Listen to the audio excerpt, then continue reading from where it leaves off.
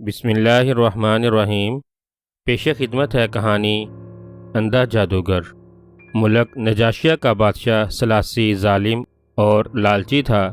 اس کے ظلم اور لالچ کے ہاتھوں ملک کا ہر باشندہ بے حد تنگ تھا، مگر وہ بادشاہ سلامت کے خلاف آواز نہیں اٹھا سکتے تھے، کیونکہ بادشاہ فوراً انہیں قتل کروا دیتا تھا یا بھوکے کتوں کے آگے ڈال دیتا تھا۔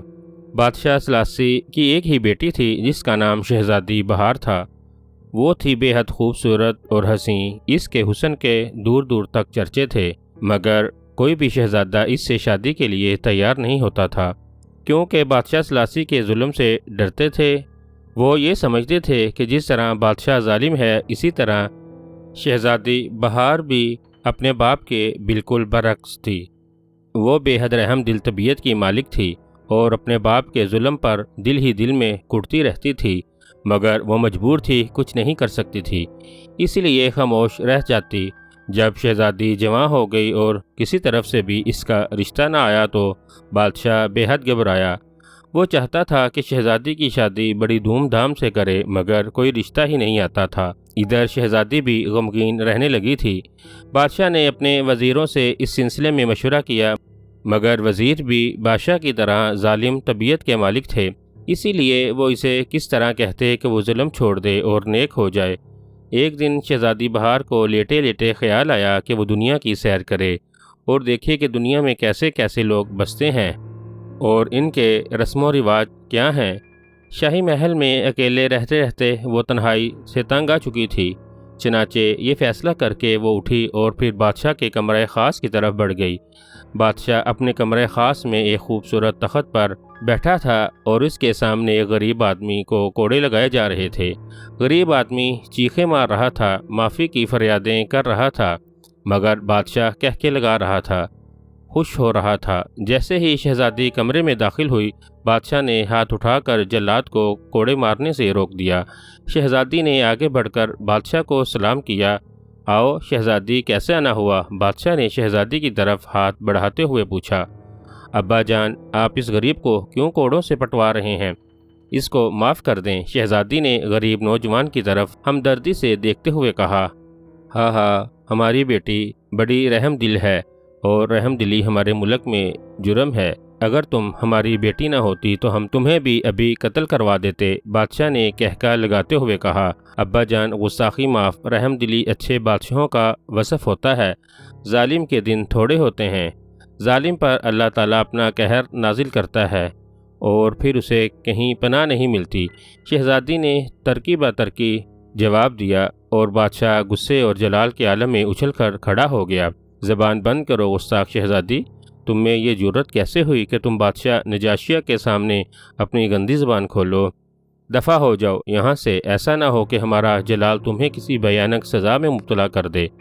بادشاہ نے غصے سے کانپتے ہوئے کہا، میں نے حق کی بات کی ہے۔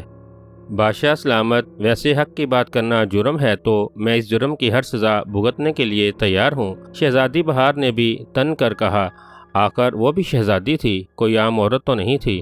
اچھا تو یہ بات ہے، تو پھر میں تمہیں حکم دیتا ہوں کہ ابھی ابھی میری مملکت سے باہر نکل جاؤ اور آئندہ اپنی منحوس شکل مجھے نہ دکھانا۔ بادشاہ نے جلال کے عالم میں اپنا فیصلہ سنا دیا اور شہزادی سر جھکا کر خاموشی سے باہر نکل آئی، اور وہ دل ہی دل میں خوش بھی تھی، کیونکہ ملک سے باہر جانے کا فیصلہ تو وہ پہلے ہی کر چکی تھی۔ ہو سکتا تھا اس طرح بادشاہ اسے جانے کی اجازت نہ دیتا، مگر اب بادشاہ نے خود ہی اسے جلا وطنی کا حکم دے دیا تھا۔ چنانچہ وہ اپنے کمرے میں آئی، اس نے اپنا زنانہ لباس اتار کر مردانہ بیس بدلا اور پھر شاہی استبل سے گھوڑا لے کر وہ بادشاہ سے ملے بغیر شاہی محل سے باہر نکل گئی۔ شاہی محل سے باہر نکلتے ہی اس نے پوری قوت سے گھوڑا بھگانا شروع کر دیا، کیونکہ وہ جلد از جلد ملک نجاشیہ کی حدود سے باہر نکل جانا چاہتی تھی۔ شام تک مسلسل گھوڑا دوڑانے کے بعد وہ ایک ملک کی حدود سے باہر نکل گئی۔ آگے جنگل ہی جنگل پھیلا ہوا تھا اور وہ جنگل میں داخل ہو گئی۔ اب اس نے گھوڑے کو آہستہ کر لیا، کیونکہ ایک تو جنگل میں سارا راستہ بے حد تنگ تھا، دوسرا صبح سے شام تک مسلسل دوڑتے دوڑتے گھوڑا بھی تھک گیا تھا۔ وہ جنگل کے نظاروں کو دیکھتی ہوئی آگے بڑھتی چلی گئی۔ اسے درندوں کا بھی خوف نہیں تھا، کیونکہ اس کے پاس تلوار موجود تھی اور شہزادی بہار نے تلوار چلانے، نیزہ بازی اور شہ سواری کا فن بڑے بڑے استادوں سے سیکھا ہوا تھا۔ وہ ان کاموں میں بہت مہارت رکھتی تھی، اسی لیے اسے کسی قسم کا کوئی فکر نہیں تھا۔ جب جنگل میں بالکل اندھیرا چھا گیا تو شہزادی نے رات گزارنے کے لیے جگہ ڈھونڈنی شروع کر دی، اور پھر جلد ہی اسے ایک چھوٹی سی پہاڑی کے اندر کافی بڑی غار نظر آ گئی، مگر وہ اتنی بڑی نہیں تھی کہ اس میں گھوڑا بھی داخل ہو سکتا۔ اس لیے شہزادی نے گھوڑا غار کے منہ پر موجود ایک درخت کے ساتھ باندھ دیا اور خود غار کے اندر چلی گئی۔ اس نے غار کو صاف کیا اور غار کی دیوار سے ٹیک لگا کر لیٹ گئی۔ چونکہ تمام دن سفر کر کے وہ بری طرح تھک گئی تھی، اسی لیے لیٹتے ہی اسے نیند آ گئی۔ ملک نجاشیہ کے قریب ہی ایک اور ملک ساسان تھا، جس پر ایک نہایت رحم دل اور سخی بادشاہ حکومت کرتا تھا۔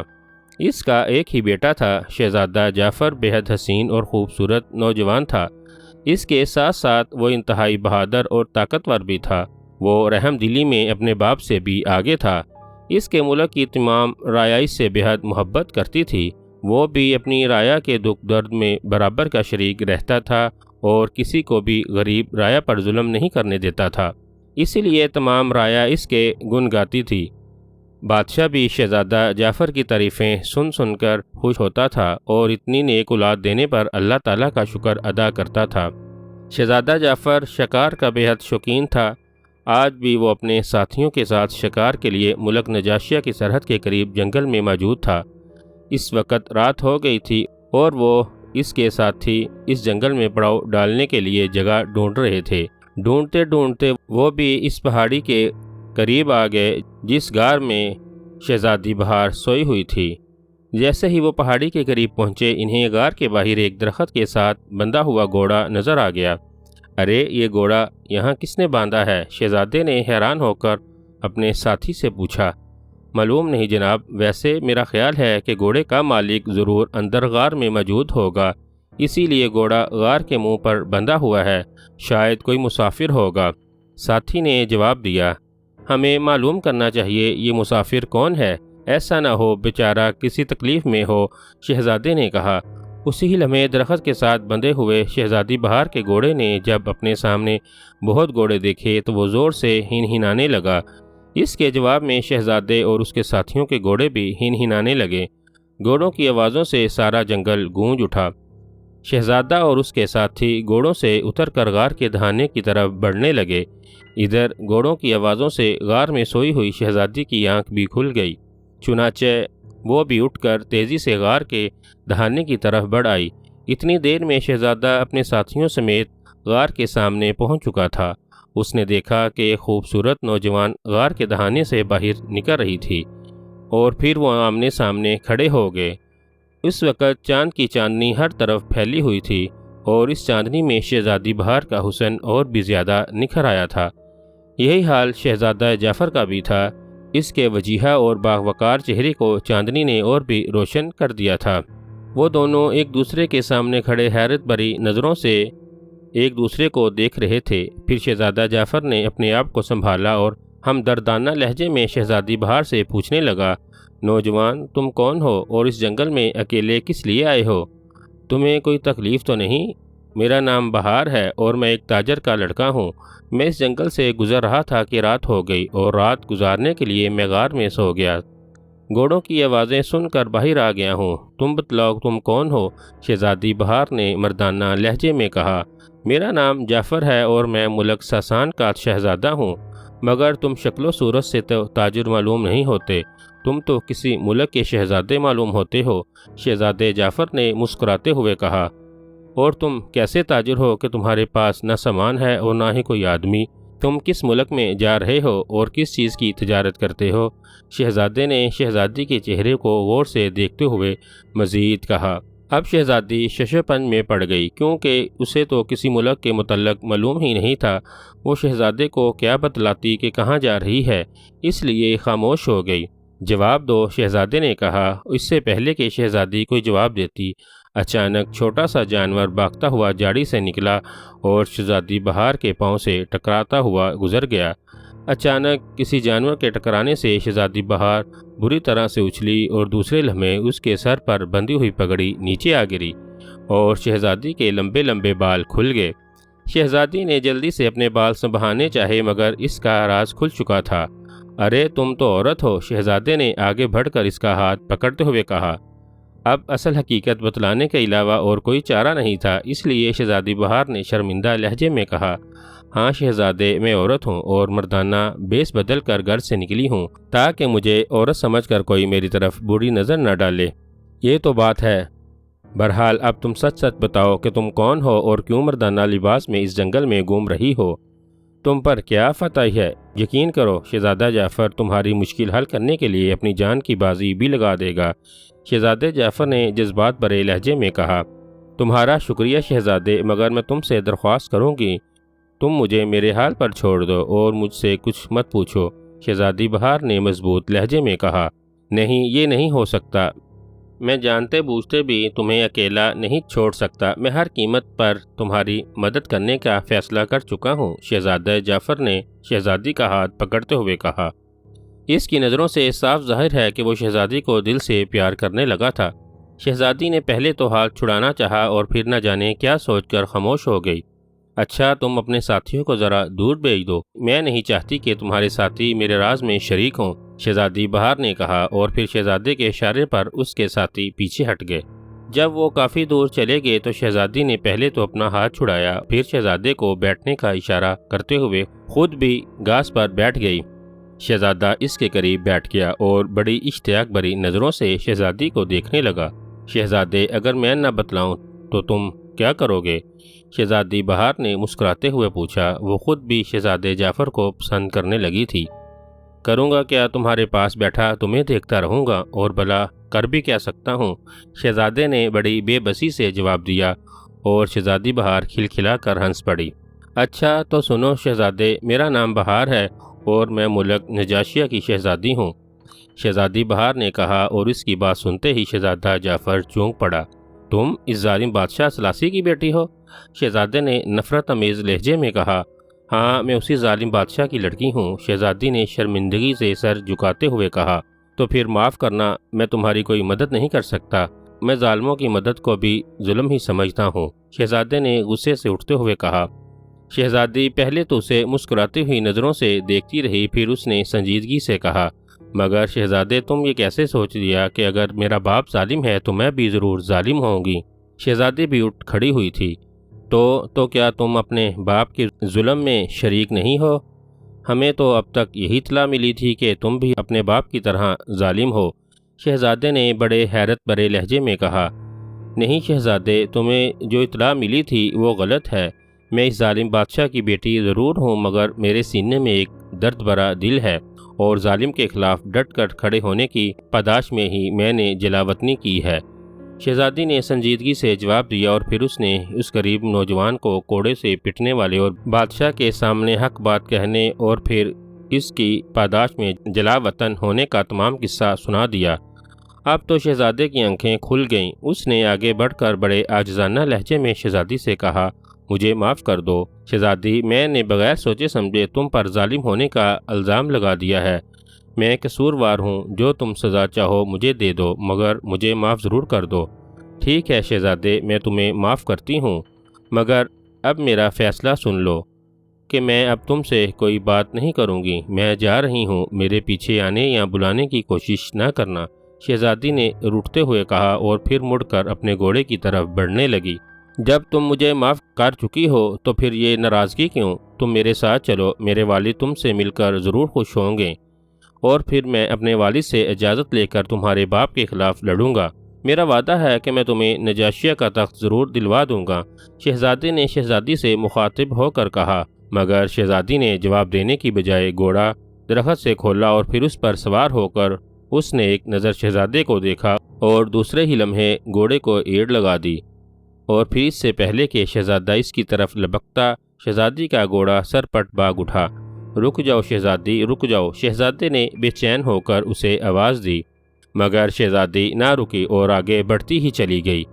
ابھی شہزادہ سوچ ہی رہا تھا کہ وہ اپنے گھوڑے پر سوار ہو کر شہزادی کا پیچھا کرے کہ اچانک پورا جنگل خوفناک آوازوں سے گونج اٹھا، اور دوسرے لمحے شہزادہ یہ دیکھ کر حیران رہ گیا کہ آسمان سے ایک خوفناک پنجہ نیچے اترا اور اس نے گھوڑے پر سوار شہزادی کو دبوچ لیا اور واپس آسمان کی طرف اڑنے لگا۔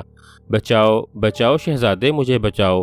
شہزادی نے اس خوفناک پنجے میں تڑپتے ہوئے شہزادے سے مخاطب ہو کر کہا، مگر چند ہی لمحوں بعد جنگل میں شہزادی کی چیخیں گونجتی رہ گئیں اور پنجہ شہزادی کو اٹھائے آسمان میں غائب ہو گیا۔ شہزادے کے ساتھی بھی یہ صورت دیکھ کر بھاگتے ہوئے شہزادے کے قریب آ گئے۔ کیا ہوا شہزادے؟ یہ پنجہ کیسا تھا؟ اس نے اس عورت کو کیوں اٹھا لیا؟ ساتھیوں نے شہزادے سے پوچھا اور پھر شہزادے نے شہزادی کے مختصر حالات انہیں بتلا دیے۔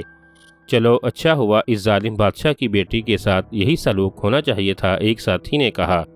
خاموش رہو، یہی غلطی مجھ سے ہوئی تھی جس کی وجہ سے شہزادی مجھ سے ناراض ہو گئی تھی۔ وہ ظالم نہیں ہے، وہ بے حد رحم دل ہے، شہزادے نے اپنے ساتھی کو ڈانٹتے ہوئے کہا، اور پھر وہ گھوڑے پر سوار ہو کر آگے بڑھنے لگا۔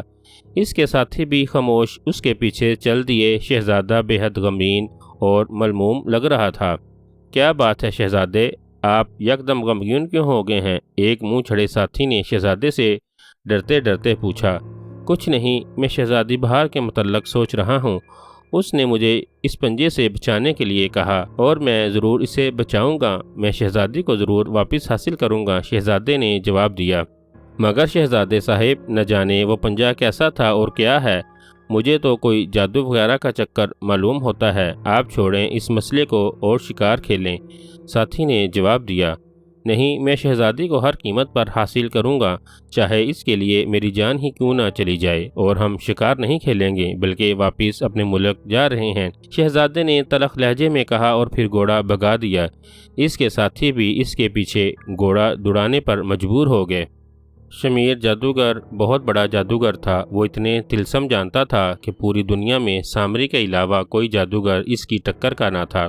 شمیر جادوگر نے ویران پہاڑوں کے اندر اپنے جادو کے زور سے ایک عظیم الشان قلعہ بنایا ہوا تھا، جس کی حفاظت اس کے بنائے ہوئے جادو کے پتلے کرتے تھے۔ وہ بے حد ظالم طبیعت کا مالک تھا، جادو نے اس کی شکل کو بے حد کریہا اور بدصورت بنا دیا تھا۔ اس کا قد بہت لمبا تھا اور چھوٹی چھوٹی سیاہ اور سفید داڑھی تھی۔ وہ ہر وقت سرخ رنگ کے لباس میں ملبوس رہتا تھا۔ اس کے گلے میں انسانی کھوپڑیوں کا ہار تھا، اس کی انگلیوں سے گوشت اترا ہوا تھا اور صرف ہڈیاں ہی ہڈیاں تھیں۔ گو اس نے اس قلعے میں پوری دنیا کی ہر نعمت اکٹھی کر رکھی تھی، مگر اس لیے یہ سب نعمتیں بیکار تھی کیونکہ وہ اندھا تھا اور کچھ دیکھ نہیں سکتا تھا۔ اس نے اپنے جادو کے زور سے ایک نیولا بنایا ہوا تھا جو ہر وقت اس کے کاندھے پر سوار رہتا تھا اور جادوگر کو لمحے لمحے کی خبر دیتا رہتا تھا اور اسے ہر چیز کے متعلق بتلاتا رہتا تھا۔ اندھا ہونے کی وجہ سے تمام جادوگروں میں بھی وہ اندھا جادوگر کے نام سے مشہور تھا، اور اس کا یہ نام اتنا مشہور ہو گیا کہ اب اس کا اصلی نام کوئی نہیں جانتا تھا۔ اندھے جادوگر نے اپنے جادو کے زور سے بڑی کوشش کی کہ کسی طرح اس کی آنکھوں کی بینائی لوٹ آئے، مگر وہ ناکام رہا۔ اس کا کوئی بھی جادو اسے دیکھنے کے قابل نہ بنا سکا۔ پھر اسے پتہ چلا کہ زمین کی آخری تہہ میں ایک پتھر ہے جو انسان کی طرح بولتا ہے، اور اس کا مالک اس سے جو بھی سوال کرے وہ اس کا جواب دیتا ہے اور ہر مشکل کا حل بتلاتا ہے۔ چنانچہ اندھے جادوگر نے وہ پتھر حاصل کرنے کے لیے محنت شروع کر دی۔ اس نے مسلسل 1 سال تک ایک ویران کنویں میں الٹا لٹک کر منتر پڑھے۔ 140 انسانی بچوں کو ذبح کر کے ان کا گوشت کھایا اور جلتی ہوئی آگ میں بیٹھ کر اس نے جادو پڑھا۔ تب جا کر اسے بولنے والا پتھر ملا۔ پتھر ہاتھ میں آتے ہی اندھے جادوگر نے سب سے پہلا سوال اس سے یہ کیا، ارے بولنے والے پتھر، مجھے یہ تو بتا کہ میری آنکھوں میں بینائی کس طرح آ سکتی ہے؟ چند لمحوں کی خاموشی کے بعد پتھر میں سے آواز آئی، میرے مالک، تمہاری آنکھوں کی بینائی صرف اس صورت میں آ سکتی ہے کہ تم ملک نجاشیہ کے بادشاہ کی بیٹی شہزادی بہار کو اپنے پاس بلا لو اور اسے 6 ماہ تک اپنے پاس رکھ کر خوب کھلاؤ اور اس کی خدمت کرو۔ اگر 6 ماہ کے اندر وہ تم سے راضی ہو کر اپنی آنکھیں تمہیں دینے پر خوشی سے تیار ہو جائے تو اس کی آنکھوں کی سیاہ پتلیاں نکال کر تم اپنی آنکھوں میں جوڑ لو۔ وہ پتلی تمہاری آنکھ میں جڑتے ہی تمہیں دیکھنے لگ جائے گی۔ اس کے علاوہ اور کوئی صورت نہیں، مگر یہ بھی تو ہو سکتا ہے وہ شہزادی مجھے اپنی آنکھیں دینے پر راضی نہ ہو، تو پھر میں کیا کروں؟ کیا میں زبردستی اس کی آنکھیں نکال لوں؟ اندھے جادوگر نے سوال کیا۔ نہیں، اگر تم نے 6 ماہ کے دوران زبردستی کی تو تمہیں کوئی فائدہ نہیں پہنچے گا۔ ہاں، اگر 6 ماہ بعد بھی شہزادی راضی نہ ہو تو تب تمہیں اختیار ہے کہ اس کی آنکھیں زبردستی نکال لو۔ پتھر سے جواب آیا، بہت خوب، پھر تو میں یقیناً دیکھنے والا بن جاؤں گا۔ میں آج ہی اس شہزادی کو اپنے محل میں اٹھوا لیتا ہوں۔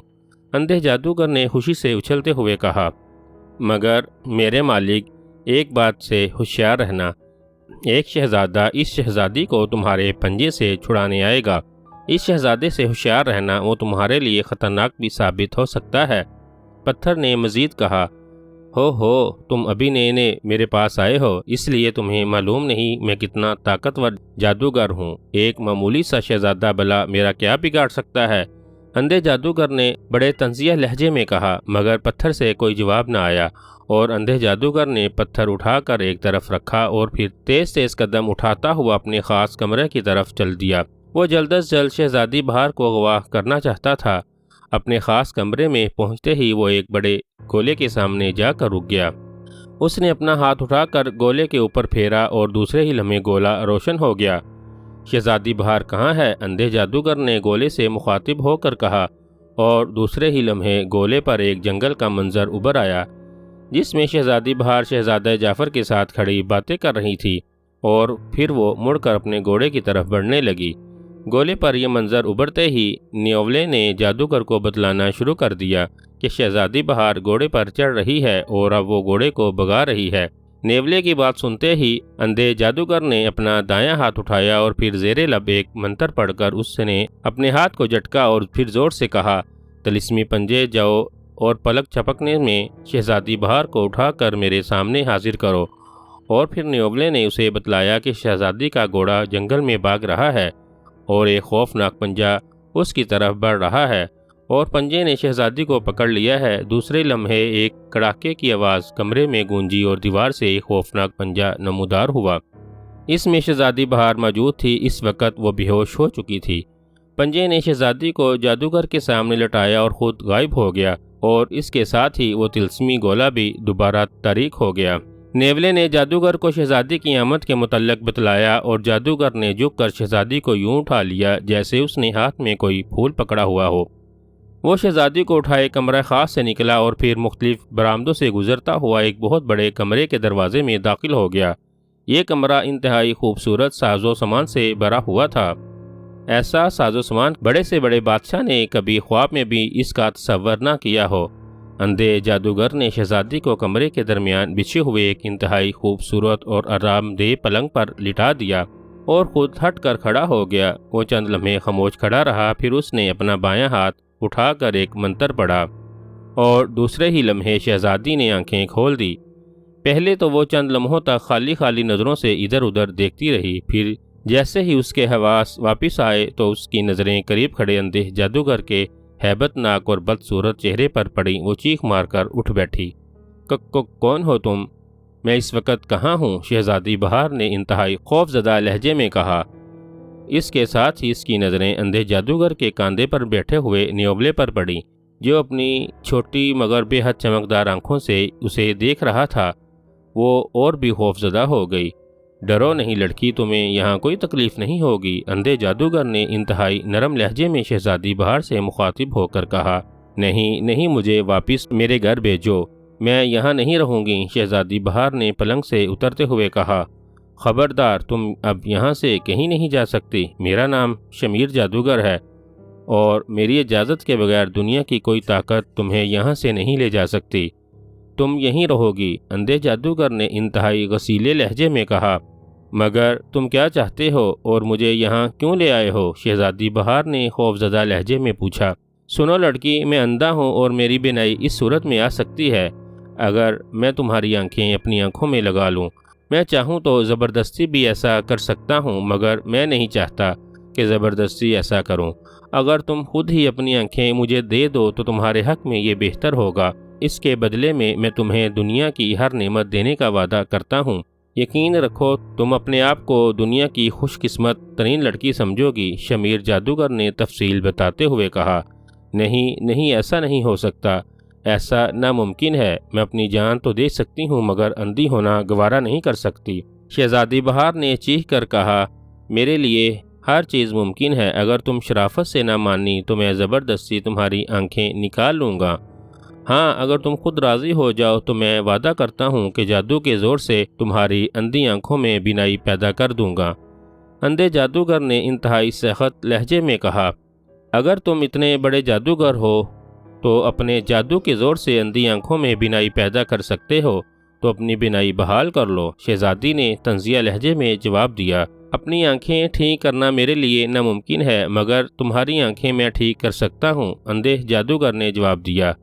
بہرحال کچھ بھی ہو، میں کسی قیمت پر بھی تمہیں اپنی آنکھیں نہیں دے سکتی، یہ میرا آخری فیصلہ ہے، شہزادی بہار نے انتہائی مضبوط لہجے میں کہا۔ سوچ لو، میں تمہیں 6 ماہ کی مہلت دیتا ہوں، تم 6 ماہ تک یہاں رہو گی، جس نعمت کی خواہش کرو گی وہ نعمت تمہارے سامنے حاضر ہو جائے گی، مگر یاد رکھو اس محل سے تم کسی قیمت پر باہر نہیں جا سکتی۔ اگر 6 ماہ کے دوران تم نے اپنا فیصلہ بدل لیا تو میں اپنے وعدے کے مطابق تمہیں دنیا کی ہر نعمت مہیا کر دوں گا، ورنہ دوسری صورت میں 6 ماہ کے بعد میں زبردستی آنکھیں نکال لوں گا اور پھر تم نہ صرف تمام عمر اندھی رہو گی بلکہ تمام عمر کے لیے میں تمہیں دردناک عذاب میں مبتلا کر دوں گا، یہ میرا آخری فیصلہ ہے، اندھے جادوگر نے کہا اور پھر تیز تیز قدم اٹھاتا ہوا کمرے سے باہر نکل گیا اور شہزادی بہار مایوس ہو کر پلنگ پر بیٹھ گئی۔ اس کی خوبصورت آنکھوں میں آنسو بھر آئے اور وہ سوچنے لگی، کاش شہزادہ جعفر مجھے اس جادوگر کی قید سے نجات دلا دیتا تو وہ تمام عمر اس کی لونڈی بن کر گزار دیتی، مگر پھر اس کے دل پر مایوسی چھا جاتی۔ وہ سوچتی کہ شہزادہ جعفر کو بھلا کیا معلوم ہے کہ وہ کس مصیبت میں پھنسی ہوئی ہے، اور شہزادہ جعفر کو کیا پڑی ہے کہ وہ اس کی خاطر اس اندھے جادوگر سے مقابلہ کرے۔ وہ تو چلتے وقت اس سے ناراض ہو گئی تھی۔ وہ یہی سوچتی رہی اور اس کی آنکھوں سے آنسوؤں کا سلسلہ جاری ہو گیا۔ شہزادہ جعفر جب شاہی محل پہنچا تو وہ بے حد غمگین اور پریشان تھا۔ جب بادشاہ کو شہزادے کی غمگینی کا علم ہوا تو وہ فوراً شہزادے کے کمرے میں آیا۔ شہزادہ اپنے پلنگ پر لیٹا ہوا چھت کو گور رہا تھا۔ جیسے ہی بادشاہ اندر داخل ہوا، شہزادہ چونک کر اٹھ بیٹھا۔ اس نے بادشاہ کو سلام کیا۔ بادشاہ نے بغور شہزادے کے چہرے کو دیکھا اور پھر خود کرسی پر بیٹھتے ہوئے کہا، کیا بات ہے شہزادے، تم تو شکار کھیلنے گئے تھے، یہ کیا حال بنا کر آئے ہو؟ بادشاہ نے بڑے نرم لہجے میں کہا، ابا حضور، مجھے ایک لڑکی نے ظلم کے خلاف پکارا ہے، مگر میں مجبور ہوا بیٹھا ہوں، اس کی مدد نہیں کر سکتا، اس لیے میرا دل رو رہا ہے۔ شہزادہ جعفر نے موزبانہ لہجے میں کہا، ہمیں تفصیل بتاؤ، شاید ہم تمہاری مدد کر سکیں۔ بادشاہ نے اس کا حوصلہ بڑھاتے ہوئے کہا۔ شہزادے جعفر نے جنگل میں جانے اور شہزادی بہار سے ملنے اور پھر طلسمی پنجے کا شہزادی بہار کو اٹھا لے جانے تک تمام تفصیل بتا دی۔ بادشاہ سلامت نے شہزادی بہار کے ذکر پر شہزادے کی آنکھوں میں پیدا ہونے والی چمک بھی دیکھ لی اور ان کی تجربہ کار نگاہوں نے بانپ لیا کہ شہزادہ شہزادی بہار کو پسند کرنے لگا ہے۔ چنانچہ وہ کافی دیر تک سر جھکائے کچھ سوچتے رہے اور شہزادہ امید بھری نگاہوں سے انہیں دیکھتا رہا۔ پھر بادشاہ سلامت نے سر اٹھایا اور شہزادے سے مخاطب ہو کر کہا، بیٹے، مجھے خوشی ہے کہ اللہ تعالیٰ نے تمہیں ایک ہمدرد دل سے نوازا ہے۔ جہاں تک میں نے سوچا ہے وہ طلسمی پنجہ ضرور کسی جادوگر کا بھیجا ہوا ہوگا۔ اگر اس جادوگر کا پتہ چل جائے تو میری طرف سے تمہیں اجازت ہے کہ تم جا کر اس جادوگر کے پنجے سے شہزادی کو چھڑا لو، اور اگر تم شہزادی کو چھڑا لاؤ گے تو میں تمہاری شادی اس شہزادی سے کر دوں گا۔ اور شہزادہ باپ کی بات سن کر خوشی سے اچھل پڑا۔ اس کے چہرے پر مسرت کے آثار پوری طرح سے ظاہر تھے۔ اسے بادشاہ سے اتنی جلدی اجازت ملنے کی امید نہ تھی، مگر ابا حضور، اس جادوگر کا پتہ کیسے معلوم ہوگا؟ شہزادے نے سوال کیا۔ تم فکر نہ کرو، میں ابھی شاہی نجومی کو بلاتا ہوں، وہ ضرور جادوگر کے متعلق تفصیلات بتا دے گا، بادشاہ نے کرسی سے اٹھتے ہوئے کہا۔ پھر شہزادہ اور بادشاہ دونوں کمرے سے نکل کر آگے بڑھ گئے۔ مختلف کمروں سے گزرنے کے بعد وہ دربار عام میں آ گئے۔ بادشاہ نے تخت پر بیٹھے ہی شاہی نجومیوں کو حاضر ہونے کا حکم دیا۔ شہزادہ بھی قریب موجود اپنی زرین کرسی پر بیٹھ گیا۔ اس کے چہرے پر امید و مایوسی دونوں کا غلبہ تھا۔ ابھی انہیں وہاں بیٹھے تھوڑی ہی دیر گزری تھی کہ دربان نے شاہی نجومی کی آمد کی اطلاع دے دی۔ پیش کرو، بادشاہ نے حکم کیا، اور چند لمحوں کے بعد شاہی نجومی بادشاہ کے سامنے حاضر ہو گیا۔ اس نے بادشاہ اور شہزادے کو سلام کیا۔ بادشاہ نے اسے بیٹھنے کا حکم دیا اور شاہی نجومی بادشاہ کے سامنے بچھے ہوئے قالین پر بیٹھ گیا۔ وہ انتہائی بوڑھا آدمی تھا، مگر اس کی آنکھوں میں پراسرار چمک تھی۔ اس کے بیٹھتے ہی بادشاہ نے شہزادے کو تمام حالات سنانے کے لیے کہا۔ شہزادے نے ایک بار پھر تمام تفصیل شاہی نجومی کو بتلائی۔ اب تم یہ بتلاؤ کہ شہزادی بہار اس وقت کہاں ہے اور وہ کس طرح رہا ہو سکتی ہے؟ بادشاہ نے نجومی کو حکم دیتے ہوئے کہا، اور شاہی نجومی نے ہاتھ میں پکڑے ہوئے تھیلے میں سے چند کاغذ نکالے اور پھر ان پر ہنسے لکھنے شروع کر دیے۔ وہ تقریباً آدھے گھنٹے تک کاغذوں پر ہنسے لکھتا رہا۔ آخر اس نے سر اٹھایا اور پھر بادشاہ سے مخاطب ہو کر کہا، بادشاہ سلامت، شہزادی بہار اندھے جادوگر کے جادوئی محل میں قید ہے۔ اندھا جادوگر سامری کے بعد اس دنیا کا سب سے بڑا جادوگر ہے۔ وہ اپنی آنکھوں میں بینائی لانا چاہتا ہے۔ بولنے والے پتھر نے اسے بتلایا ہے کہ اس کی بینائی صرف ملک نجاشیہ کے بادشاہ کی بیٹی شہزادی بہار کی آنکھیں نکال کر وہ اپنی آنکھوں میں جوڑنے سے بحال ہو سکتی ہے، مگر اس لیے ایک شرط ہے کہ وہ اپنی آنکھیں اپنی خوشی سے اندھے جادوگر کو دے دے، مگر اس کی مدت صرف 6 ماہ ہے۔ 6 ماہ کے بعد جادوگر زبردستی آنکھیں نکال سکتا ہے۔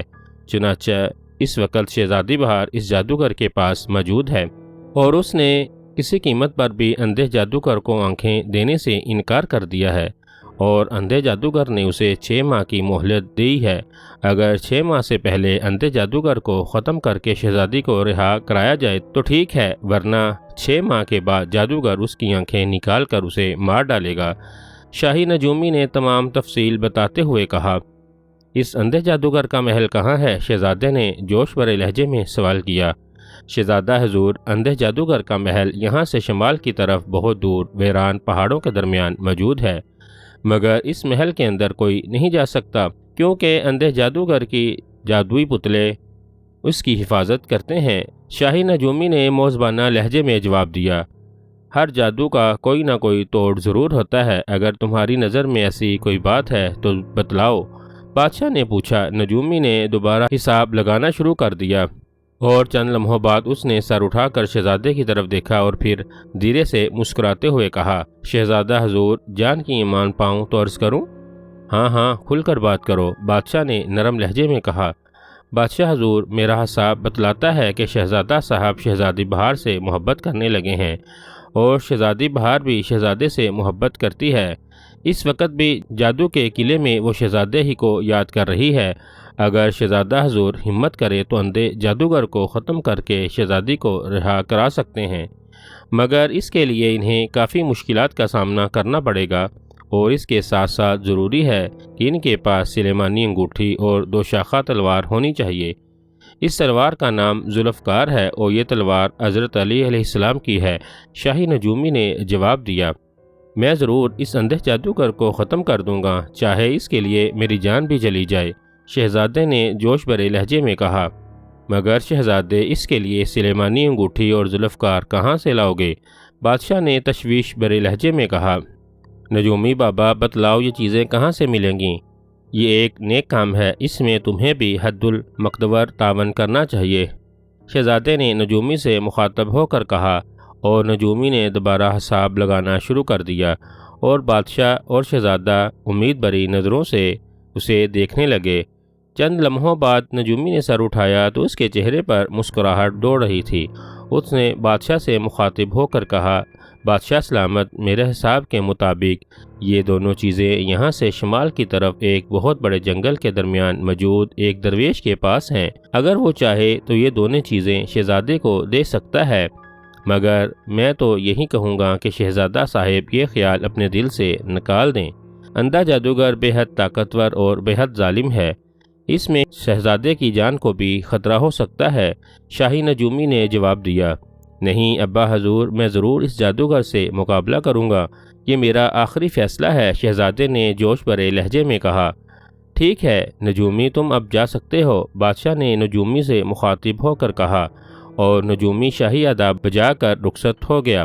بیٹے، تمہیں جانے کی اجازت دینے کو میرا دل تو نہیں کرتا، مگر مجھے اللہ کے بعد تمہاری ہمت اور شجاعت پر مکمل بھروسہ ہے، اور ایک تو یہ نیک کام ہے، دوسرا تمہاری پسند بھی، اسی لیے میں تمہیں نہیں روکوں گا۔ تم ضرور شہزادی کو چھڑانے کے لیے جاؤ، اللہ تعالیٰ تمہیں کامیاب کرے گا، میری طرف سے تمہیں اجازت ہے۔ بادشاہ نے شہزادے کو گلے سے لگاتے ہوئے کہا۔ بادشاہ کی آنکھوں سے آنسو بہہ رہے تھے۔ شہزادے نے بادشاہ کے پیروں کو ہاتھ لگا کر کہا، آپ بے فکر رہیں ابا حضور، اللہ تعالیٰ اس کام میں میری مدد کرے گا اور میں انشاءاللہ کامیاب لوٹوں گا، آپ کی دعائیں میری ہمت بن جائیں گی۔ اور بادشاہ نے ایک بار پھر اسے گلے لگا لیا۔ شہزادہ گھوڑے پر سوار منزل مارتا تقریباً 1 ماہ کے بعد اس جنگل میں داخل ہوا جس کے درمیان نجومی نے درویش بابا کا ٹھکانہ بتلایا تھا۔ بادشاہ کے اصرار کے باوجود شہزادہ اکیلا ہی چلا تھا، وہ کسی اور کی جان کو خطرے میں نہیں ڈالنا چاہتا تھا۔ جنگل میں داخل ہو کر شہزادہ آگے بڑھتا چلا گیا اور پھر اسے جنگل کے درمیان ایک جھونپڑی نظر آ گئی۔ شہزادہ بے حد خوش ہوا، اس نے گھوڑے کو ایڑ لگائی اور پھر جلد ہی وہ جھونپڑی کے دروازے پر پہنچ گیا۔ گھوڑے سے اتر کر اس نے گھوڑے کو ایک درخت سے باندھا اور پھر جھونپڑی کے دروازے پر دستک دی۔ آ جاؤ، اندر سے آواز آئی۔ شہزادہ دروازہ کھول کر اندر داخل ہو گیا۔ اس نے دیکھا کہ جھونپڑی کے اندر ببر شیر کی کھال بچھی ہوئی تھی اور شیر کی کھال پر ایک سفید ریش بزرگ بیٹھے ہوئے عبادت میں مصروف تھے۔ ان کے چہرے پر بے حد جلال تھا۔ شہزادہ بڑے موزمانہ انداز میں ان کے قریب بیٹھ گیا۔ درویش نے اپنی نظریں اٹھائیں اور شہزادے کو بغور دیکھ کر کہا، کیا چاہتے ہو؟ ان کے لہجے میں بجلی کی سی کڑک تھی، اور شہزادے نے بڑے موزبانہ انداز میں تمام حال بتلا کر مدد کی درخواست کی۔ درویش نے اس کی بات سن کر آنکھیں بند کر لیں۔ چند لمحوں بعد انہوں نے آنکھیں کھولیں اور پھر شہزادے سے مخاطب ہو کر کہا، تمہارا جذبہ ہمدردی ہمیں پسند آیا ہے، اس لیے ہم تمہاری مدد ضرور کریں گے، ہمت کرو، اللہ تمہارے ساتھ ہوگا، درویش نے کہا، اور شہزادے کے چہرے پر مسرت کے آثار ابھر آئے۔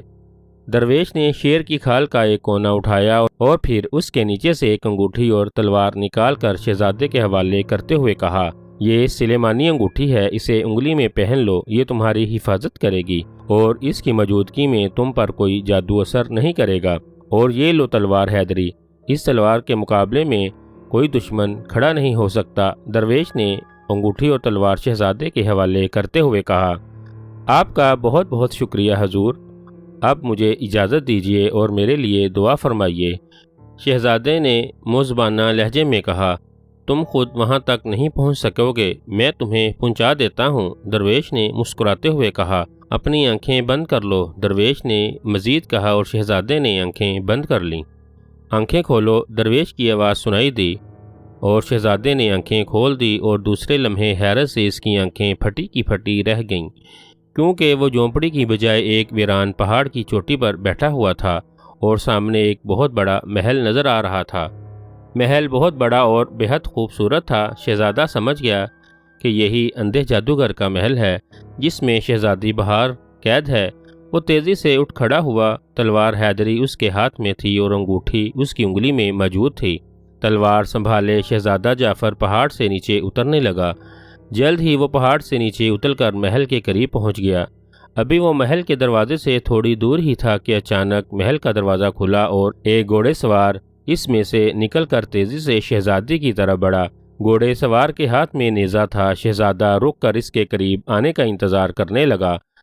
گھوڑ سوار نے تیزی سے گھوڑا دوڑاتے ہوئے شہزادے کے قریب آ گیا، مگر اس نے گھوڑے کو نہیں روکا، بلکہ جیسے ہی وہ قریب پہنچا، اس نے بڑی پھرتی سے ہاتھ میں پکڑے ہوئے نیزے سے شہزادے کے سینے کو نشانہ بنایا، مگر شہزادہ بڑی پھرتی سے اچھل کر ایک طرف ہٹ گیا اور گھوڑا سوار آگے نکلتا چلا گیا۔ چند قدم دور جا کر گھوڑے سوار پھر پلٹا اور نیزہ لہراتے ہوئے شہزادے کی طرف آنے لگا۔ اس بار شہزادہ اس سے مقابلے کے لیے پوری طرح تیار تھا۔ پھر جیسے ہی قریب آ کر گھوڑے سوار نے نیزے کی انی شہزادے کے سینے کی طرف بڑھائی، شہزادے نے بڑی پھرتی سے تلوار گھمائی اور دوسرے لمحے گھوڑ سوار کا نیزہ 2 ٹکڑے ہو کر رہ گیا۔ نیزے کے 2 ٹکڑے ہوتے ہی گھوڑ سوار کے منہ سے چیخ نکلی اور پھر وہ اس کا گھوڑا شعلے کی طرح چمک کر غائب ہو گیا۔ شہزادہ بڑے اطمینان سے آگے بڑھنے لگا۔ ابھی وہ چند ہی قدم چلا تھا کہ اچانک اس نے ایک سنہرے رنگ کے بونے کو اپنی طرف آتا دیکھا۔ بونے کا قد مشکل سے 5 انچ ہوگا۔ وہ بڑی تیزی سے بھاگتا ہوا شہزادے کے قریب آ رہا تھا۔ شہزادہ رک کر اس بونے کو دیکھنے لگا۔ بونا شہزادے کے قریب آ کر رک گیا اور پھر اس نے اپنے ہاتھ میں پکڑے ہوئے ایک چھوٹے سے دھاگے کو شہزادے کی طرف پھینکا۔ دھاگا اڑتا ہوا شہزادے کی طرف بڑھا۔ دوسرے ہی لمحے وہ دھاگا ایک بہت بڑے جال میں تبدیل ہو گیا اور شہزادہ اس جال میں لپٹ گیا۔ مگر اس سے پہلے کہ جال اس کے گرد تنگ ہوتا، شہزادے نے تلوار چلانی شروع کر دی اور جال تیزی سے کٹتا چلا گیا اور شہزادہ اچھل کر جال سے باہر آ گیا۔ بونا سامنے کھڑا تھا۔ جب اس نے شہزادے کو جال سے باہر آتے دیکھا تو اس نے ایک چیخ ماری اور پھر پانی بن کر زمین پر بہہ گیا۔ اس کے ساتھ ہی جال بھی غائب ہو گیا اور شہزادہ ایک بار پھر آگے بڑھنے لگا۔ ابھی وہ محل کے دروازے کے قریب پہنچا تھا کہ اچانک ایک زوردار گونج کی آواز سنائی دی اور دوسرے لمحے پورا محل ہوا میں اٹھنا شروع ہو گیا اور پھر پلک جھپکتے ہی محل کافی بلندی پر ہوا میں اٹھ کر رک گیا۔ اب پورا محل فضا میں لٹکا ہوا تھا اور نیچے زمین خالی تھی۔ شہزادہ جعفر حیرت سے محل کو ہوا میں لٹکا ہوا دیکھتا رہا۔ محل اتنی بلندی پر تھا کہ شہزادہ لاکھ کوشش کرتا تب بھی وہاں تک نہ پہنچ سکتا۔ اب شہزادہ حیران تھا وہ کیا کرے اور کیا نہ کرے۔ وہ کافی دیر تک سوچتا رہا مگر بے سود کوئی ترکیب اس کی سمجھ میں نہیں آ رہی تھی۔ ابھی وہ کھڑا سوچ ہی رہا تھا کہ اچانک جس جگہ وہ کھڑا تھا وہاں کی زمین اس کے پیروں کے نیچے سے ہٹ گئی اور شہزادہ گہرے کنویں میں گرتا چلا گیا۔ اتنی بلندی سے اچانک گرنے کی وجہ سے وہ اپنے ہوش و حواس کھو بیٹھا اور چند لمحوں بعد اس کا ذہن طریق ہو چکا تھا۔ اندھا جادوگر اپنے کمرہ خاص میں طلسمی گولے کے سامنے کھڑا تھا اور گولے پر نظر آنے والے منظر کے متعلق نیولا اسے سب کچھ بتلا رہا تھا۔ پھر نیولے نے بتلایا کہ گھوڑے سوار شہزادے کی طرف بڑھ رہا ہے۔ تم دیکھنا ابھی شہزادہ خون میں لت پت ہو جائے گا۔ گھوڑے سوار سے کوئی نہیں بچ سکتا، اندھے جادوگر نے ہنستے ہوئے کہا۔ مگر جب نیولے نے بتایا کہ شہزادہ نیزے کی زد سے بچ گیا ہے اور پھر چند لمحوں بعد ایک زوردار کڑاکا ہوا اور اندھے جادوگر کو معلوم ہو گیا کہ گھوڑا سوار ہلاک ہو چکا ہے۔ او نہیں تو یہ بات ہے، میں سنہری بونے کو بیچتا ہوں، وہ ضرور پکڑ لائے گا، اندھے جادوگر نے دانت پیستے ہوئے کہا اور پھر اس نے اپنی انگلی سے اشارہ کیا اور نیولے نے اسے بتانا شروع کر دیا کہ وہ سنہری بونا شہزادے کی طرف بڑھ رہا ہے۔ پھر چند لمحوں بعد پہلے سے بھی زیادہ زوردار کڑاکا ہوا اور اندھا جادوگر غصے سے اچھل پڑا۔ اسے معلوم ہو گیا تھا کہ سنہری بونا بھی ختم ہو گیا۔ اس آدمزاد کے پاس ضرور کوئی خاص چیز ہے، اسے زندہ گرفتار کرنا ضروری ہے، اندھے جادوگر نے کہا اور پھر ہاتھ اٹھا کر زور زور سے ایک عمل پڑھنا شروع کر دیا اور دوسرے ہی لمحے محل ہوا میں اٹھنا شروع ہو گیا۔ اندھا جادوگر عمل پڑھتا رہا۔ جب اس نے عمل بند کیا تو محل بھی ہوا میں رک گیا۔ اب شہزادہ محل تک نہیں پہنچ سکتا، اندھے جادوگر نے زوردار کہکا لگاتے ہوئے کہا اور پھر اس نے ایک ٹانگ اٹھا کر دوسرا منتر پڑھنا شروع کر دیا۔ عمل پڑھتے پڑھتے اندھے جادوگر نے اپنے ہاتھ کو نیچے کی طرف زور سے جھٹکا دیا اور دوسرے لمحے نیولے نے بتایا کہ شہزادہ کنویں میں گر چکا ہے۔ ہاں اب شہزادہ میرے قابو میں آ چکا ہے، اندھے جادوگر نے کہا۔ پھر اس نے اپنی انگلی کو پکڑ کر زور سے کھینچنا شروع کر دیا اور محل نیچے کی طرف اترتا چلا آیا۔ جب محل دوبارہ زمین پر ٹک گیا تو اندھا جادوگر تیزی سے کمرہ خاص سے نکل کر بھاگتا ہوا آگے بڑھنے لگا۔ جلد ہی وہ ایک وسیع میدان میں پہنچ گیا۔ میدان کے درمیان میں پہنچ کر وہ رک گیا۔ سامنے شہزادہ جعفر بے ہوش پڑا ہوا تھا، تلوار ابھی تک اس کے ہاتھ میں تھی۔ نیولے نے اسے شہزادے جعفر کے متعلق بتلایا۔ پھر اندھے جادوگر نے اپنا ہاتھ ہوا میں اٹھا کر کوئی منتر پڑھا اور دوسرے لمحے اس کے ہاتھ میں وہی بولنے والا پتھر موجود تھا۔ بولنے والے پتھر، مجھے بتلاؤ کہ شہزادہ کون ہے اور اس کے پاس ایسا کون سا عمل ہے جس کی وجہ سے میرا جادو اس پر اثر نہیں کرتا؟ اندھے جادوگر نے پتھر سے پوچھا۔ میرے مالک، یہ ملک ساسان کا شہزادہ جعفر ہے اور یہ شہزادی بہار کو چھڑانے کے لیے آیا ہے۔ اس کے دائیں ہاتھ کی انگلی میں سلیمانی انگوٹھی ہے، جب تک یہ انگوٹھی اس کے ہاتھ میں ہے تمہارا کوئی جادو اس پر اثر نہیں کرے گا، اور دوسرا اس کے پاس جو تلوار حیدری ہے اس تلوار کی موجودگی میں کوئی شہزادے پر قابو نہیں پا سکتا، اور شہزادہ ہر چیز کو ختم کر سکتا ہے، مگر تم اس سے یہ دونوں چیزیں نہیں چھین سکتے، کیونکہ تم جیسے ہی ان دونوں چیزوں میں سے کسی کو ہاتھ لگاؤ گے جل جاؤ گے۔ صرف شہزادی بہار ہی اس سے یہ دونوں چیزیں لے سکتی ہے، اور بہار شہزادی سے تم لے سکتے ہو۔ پتھر نے جواب دیا۔ اندھے جادوگر کے چہرے پر حیرت کے ساتھ ساتھ خوف اور پریشانی کے تاثرات ابھر آئے۔ اس نے ہاتھ کو جھٹکا اور پتھر اس کے ہاتھ سے غائب ہو گیا۔ دوسرے لمحے اندھے جادوگر نے زور سے زمین پر پیر مارا۔ اس کے زمین پر پیر مارتے ہی ایک پتلا باہر نکل آیا۔ فوراً بہار شہزادی کو میرے سامنے حاضر کرو۔ اندھے جادوگر نے پتلے کو حکم دیا اور پتلا غائب ہو گیا۔ چند لمحوں بعد بہار شہزادی اس کے سامنے آ گئی۔ پھر جیسے ہی اس کی نظریں زمین پر پڑے بے ہوش شہزادے جعفر پر پڑیں، وہ چونک پڑی اور بے اختیار شہزادے کے جسم پر جھکنے لگی۔ نیولے نے فوراً اندھے جادوگر کے کان میں سرگوشی کی۔ ٹھہرو، اندھے جادوگر نے ڈپٹ کر کہا، اور بہار شہزادی چونک کر اندھے جادوگر کو دیکھنے لگی۔ سنو لڑکی، میں نے اپنا ارادہ بدل دیا ہے۔ مجھے تم پر رحم آ گیا ہے۔ مجھے معلوم ہو گیا ہے کہ یہ شہزادہ تم سے محبت کرتا ہے، اس لیے میں نے اسے ہلاک نہیں کیا بلکہ صرف بے ہوش کیا ہے۔ تم اگر چاہو تو شہزادہ جعفر کو یہاں سے لے جا سکتی ہو، میں تمہیں تمہارے ملک پہنچا دوں گا، مگر اس کے لیے میری ایک شرط ہے کہ تم شہزادے کی انگلی میں پہنی ہوئی انگوٹھی اور اس کے ہاتھ سے تلوار نکال کر مجھے دے دو۔ اندھے جادوگر نے انتہائی دوستانہ لہجے میں بہار شہزادی سے مخاطب ہو کر کہا، شہزادہ بے ہوش پڑا ہے، تم خود اس سے انگوٹھی اور تلوار لے لو۔ مجھے کیوں کہہ رہے ہو؟ شہزادی بہار نے کچھ سوچتے ہوئے کہا، یہ میری توہین ہے، میں کسی بے ہوش آدمی سے چیزیں حاصل کروں، اور مجھے معلوم ہے جیسے ہی میں شہزادے کو ہوش میں لے آیا اس نے فوراً مجھ پر حملہ کر دینا ہے، اور پھر مجھے غصہ آ جائے گا اور میں اسے جلا کر راکھ کر دوں گا۔ اس لیے اگر تم اپنی رہائی اور شہزادے کی زندگی چاہتی ہو تو یہ دونوں چیزیں لے کر مجھے دے دو۔ اندھے جادوگر نے پینترا بدلتے ہوئے کہا، کیا تم وعدہ کرتے ہو کہ ہم دونوں کو کچھ نہیں کہو گے اور چھوڑ دو گے؟ شہزادی بہار نے پوچھا۔ ہاں، میں وعدہ کرتا ہوں، اور شمیر جادوگر ہر حال میں اپنا وعدہ پورا کرتا ہے، اندھے جادوگر نے جواب دیا۔ چنانچہ شہزادی بہار جھکی اور پھر اس نے بے ہوش شہزادے کے ہاتھ سے تلوار نکال لی اور پھر اس کی انگلی میں پہنی ہوئی انگوٹھی بھی اتار لی۔ اس نے کھڑے ہو کر دونوں چیزیں اندھے جادوگر کی طرف بڑھا دیں۔ نیولے نے اندھے جادوگر کو سب کچھ بتا دیا تھا، اس لیے جیسے ہی شہزادی بہار نے دونوں چیزیں جادوگر کی طرف بڑھائیں، جادوگر نے فوراً دونوں چیزیں اس کے ہاتھ سے لے لیں۔ انگوٹھی اور تلوار ہاتھ میں لیتے ہی اندھے جادوگر نے ایک زوردار فاتحانہ کہکا لگایا، اور پھر اس نے زور سے ایک منتر پڑھا اور بے ہوش شہزادے کے گرد ایک قد آدم پنجرا نمودار ہو گیا۔ اب شہزادہ اس پنجرے میں بند تھا۔ شہزادی بہار غصے اور حیرت سے یہ سب کچھ دیکھ رہی تھی۔ تم نے شہزادے کو کیوں قید کر لیا ہے جبکہ تم نے وعدہ کیا تھا کہ ہمیں چھوڑ دو گے؟ شہزادی بہار نے انتہائی غصے سے کہا۔ ہا ہا ہا، تم کتنی بولی ہو لڑکی، کیسا وعدہ؟ یہ تو میں نے تمہیں صرف اس لیے پھسلایا تھا تاکہ میں انگوٹھی اور تلوار حاصل کر لوں۔ اب شہزادہ میری قید میں ہے اور میں اسے دردناک موت ماروں گا، اندھے جادوگر نے کہکا لگاتے ہوئے کہا، اور شہزادی غصے سے اس پر چپڑنے لگی تاکہ وہ دونوں چیزیں اس سے چھین لے، مگر اندھے جادوگر نے انگلی اس کی طرف اٹھائی اور شہزادی کسی بت کی طرح ساکت ہو گئی۔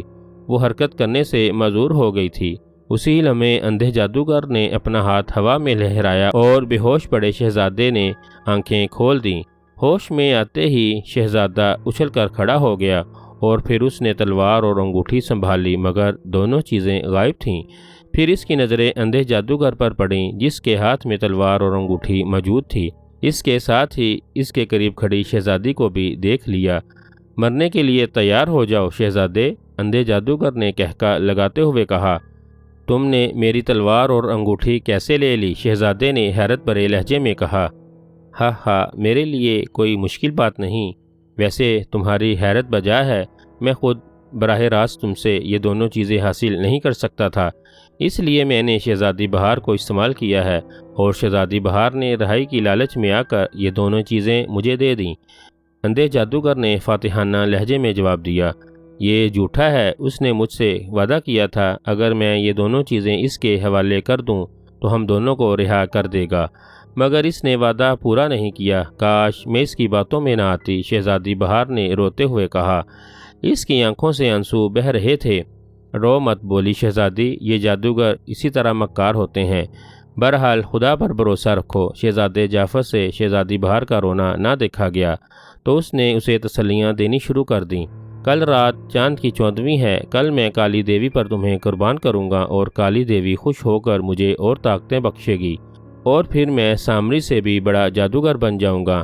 اندھے جادوگر نے خوشی سے بھرپور لہجے میں کہا اور دوسرے لمحے اس نے ہاتھ شہزادی کی طرف اٹھایا اور شہزادی کا جسم حرکت کرنے لگا۔ وہ انہیں وہیں چھوڑ کر خود واپس مڑ گیا۔ اسے مکمل یقین تھا کہ شہزادہ جعفر جادو کے پنجرے سے کسی قیمت پر باہر نہیں نکل سکتا۔ جادوگر کے جانے کے بعد شہزادی تیزی سے پنجرے کی طرف بڑھی اور پھر وہ بے اختیار پنجرے کی سلاخوں سے لپٹ گئی۔ اس کی آنکھوں سے آنسو بہہ رہے تھے۔ شہزادہ جعفر نے پنجرے سے ہاتھ نکال کر اس کے سر پر ہاتھ پھیرا اور اسے تسلی دیتے ہوئے کہا، مت رو شہزادی، رونے سے مسائل حل نہیں ہوا کرتے، ہمیں کوئی ترکیب سوچنی چاہیے۔ اور شہزادی نے جلدی سے اپنے آنسو پونچھ لیے اور پھر شہزادہ جعفر گہری سوچ میں گم ہو گیا۔ وہ چاہتا تھا کہ کسی طرح اندھے جادوگر سے اپنی تلوار اور انگوٹھی دوبارہ حاصل کرے۔ پھر اچانک اسے یاد آ گیا کہ شاہی نجومی نے بتلایا تھا کہ اندھے جادوگر نے بولنے والا پتھر حاصل کر کے اس سے اپنی آنکھوں کے متعلق پوچھا تھا۔ وہ سوچ رہا تھا کہ یہ بولنے والا پتھر حاصل ہو جائے تو ان دونوں چیزوں کے حصول کی کوئی ترکیب بتلا سکتا ہے۔ شہزادی، میری بات سنو، اگر تم تھوڑی سی ہمت کر لو تو ہم اس اندھے جادوگر کو ختم کر سکتے ہیں۔ شہزادہ جعفر نے شہزادی سے مخاطب ہو کر کہا، بتلاؤ میرے شہزادے، میں کیا کروں؟ یقین کرو تمہیں بچانے کے لیے میں اپنی جان بھی دے سکتی ہوں۔ شہزادی بہار نے پرعزم لہجے میں کہا، سنو، کیا تم اس محل میں ہر جگہ آ جا سکتی ہو؟ شہزادے نے اس سے پوچھا۔ ہاں، مجھے اجازت ہے، میں بلا روک ٹوک پورے محل میں آ جا سکتی ہوں، صرف محل سے باہر نہیں نکل سکتی، شہزادی نے جواب دیا۔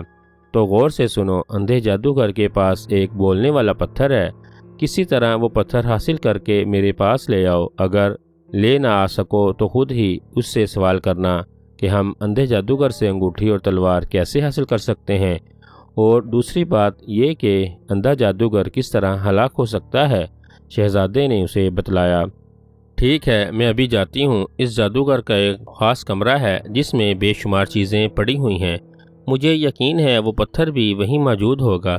شہزادی نے جواب دیا اور پھر شہزادے سے اجازت لے کر وہ مڑی اور محل کی طرف چل پڑی۔ شہزادہ پنجرے میں کھڑا اسے جاتا دیکھ رہا تھا۔ شہزادی محل کی عمارت میں داخل ہوئی اور پھر مختلف کمروں سے گزرتی چلی گئی۔ اس نے دیکھا کہ ہر کمرے کے باہر سنہری پتلے پہرا دے رہے ہیں، مگر چونکہ شہزادی کو ہر جگہ آنے جانے کی اجازت تھی، اس لیے پتلوں نے اسے نہیں روکا اور وہ آسانی سے مختلف کمروں سے گزرتی چلی گئی۔ پھر جب وہ خاص کمرے کے دروازے پر پہنچی تو دروازہ بند تھا اور اس کے باہر لوہے کی جالی تنی ہوئی تھی۔ جالی کے قریب ایک بت موجود تھا، مگر اس بت کی آنکھوں میں انسانی چمک تھی۔ بت کی نظریں شہزادی پر جم گئیں۔ میں اندر جانا چاہتی ہوں، شہزادی نے بت سے مخاطب ہو کر کہا۔ کیوں؟ بت کے منہ سے خوفناک آواز نکلی۔ تم کون ہو پوچھنے والے؟ تمہیں نہیں معلوم کہ شمیر جادوگر نے مجھے اجازت دے دی ہے، میں جہاں چاہوں جا سکتی ہوں، شہزادی نے اسے ڈانٹتے ہوئے کہا۔ مگر اس کمرے میں سوائے شمیر جادوگر کے کوئی داخل نہیں ہو سکتا۔ بت کے منہ سے آواز نکلی۔ میں دیکھوں گی کہ تم میرا کیا بگاڑ سکتے ہو۔ میں جا سکتی ہوں، میں نے فیصلہ کر لیا ہے کہ میں شمیر جادوگر کو اپنی آنکھیں دوں گی، مگر آنکھیں دینے سے پہلے میں یہاں کی ہر چیز دیکھ لینا چاہتی ہوں، شہزادی نے آگے بڑھتے ہوئے کہا۔ اگر یہ بات ہے تو پھر میں تمہیں اجازت دے دیتا ہوں، مگر تم جلد واپس آ جانا۔ بت کے منہ سے خوشی سے بھرپور آواز نکلی۔ اس کے ساتھ ہی بت کی نظریں گھومی اور جالی پر پڑیں۔ اس کے ساتھ ہی جالی غائب ہو گئی اور دروازہ خود بخود کھل گیا۔ شہزادی تیزی سے اندر داخل ہو گئی۔ اندر داخل ہوتے ہی وہ ٹھٹک کر رک گئی۔ کمرے میں خوفناک بت موجود تھے اور عجیب و غریب چیزیں موجود تھیں۔ ایسی خوفناک اور حیرت انگیز چیزیں کہ شہزادی بہار نے آج تک نہیں دیکھی تھیں، مگر اسے تو ایک ہی لگن تھی کہ کسی طرح اس کا محبوب شہزادہ بچ جائے۔ چنانچہ وہ کسی چیز سے نہیں ڈری اور اس نے بولنے والے پتھر کی تلاش میں اپنی نظریں گھمائی، اور پھر اسے دور ایک لکڑی کی خوبصورت میز کی سطح پر ایک انتہائی خوبصورت پتھر پڑا ہوا نظر آ گیا۔ وہ تیزی سے اس میز کی طرف بڑھی اور پھر اس نے بڑی پھرتی سے وہ پتھر ہاتھ میں اٹھا لیا۔ اسی ہی لمحے پتھر کے رنگ تیزی سے بدلنے شروع ہو گئے۔ بولنے والے پتھر، مجھے بتلا کہ میں اندھے جادوگر سے شہزادے کی انگوٹھی اور تلوار کیسے واپس لے سکتی ہوں؟ شہزادی، چونکہ تم نے مجھے اپنے ہاتھ میں لے لیا ہے اس لیے میں تمہارے سوال کا جواب دے سکتا ہوں۔ اندھے جادوگر نے سلیمانی انگوٹھی اور تلوار حیدری کو اپنی خوابگاہ میں اپنے پلنگ پر موجود بچھونے کے نیچے رکھا ہوا ہے اور وہ خود اس کی حفاظت کر رہا ہے۔ انگوٹھی اور تلوار پر چونکہ جادو نہیں ہو سکتا اس لیے وہ ان کے گرد جادوئی حفاظت کا جال نہیں بن سکتا۔ تمہیں چاہیے کہ تم جادوگر کی خوابگاہ میں جاؤ اور اس سے میٹھی میٹھی باتیں کر کر اسے رام کر لو۔ جب جادوگر رام ہو جائے اور بچھونے سے اٹھے تو تم بچھونے کو ہٹا کر اس کے نیچے موجود انگوٹھی اور تلوار اٹھا لو اور پھر اسے فوراً شہزادے کو دے دو۔ ہاں، یہ بات یاد رکھنا، جب انگوٹھی تمہارے ہاتھ میں آ جائے گی تو جادوگر تمہارا کچھ نہیں بگاڑ سکے گا، اور جب انگوٹھی تم شہزادے کو دے دو گی تب بھی جادوگر تمہیں مار نہیں سکتا، صرف تم پر جادو کر سکتا ہے۔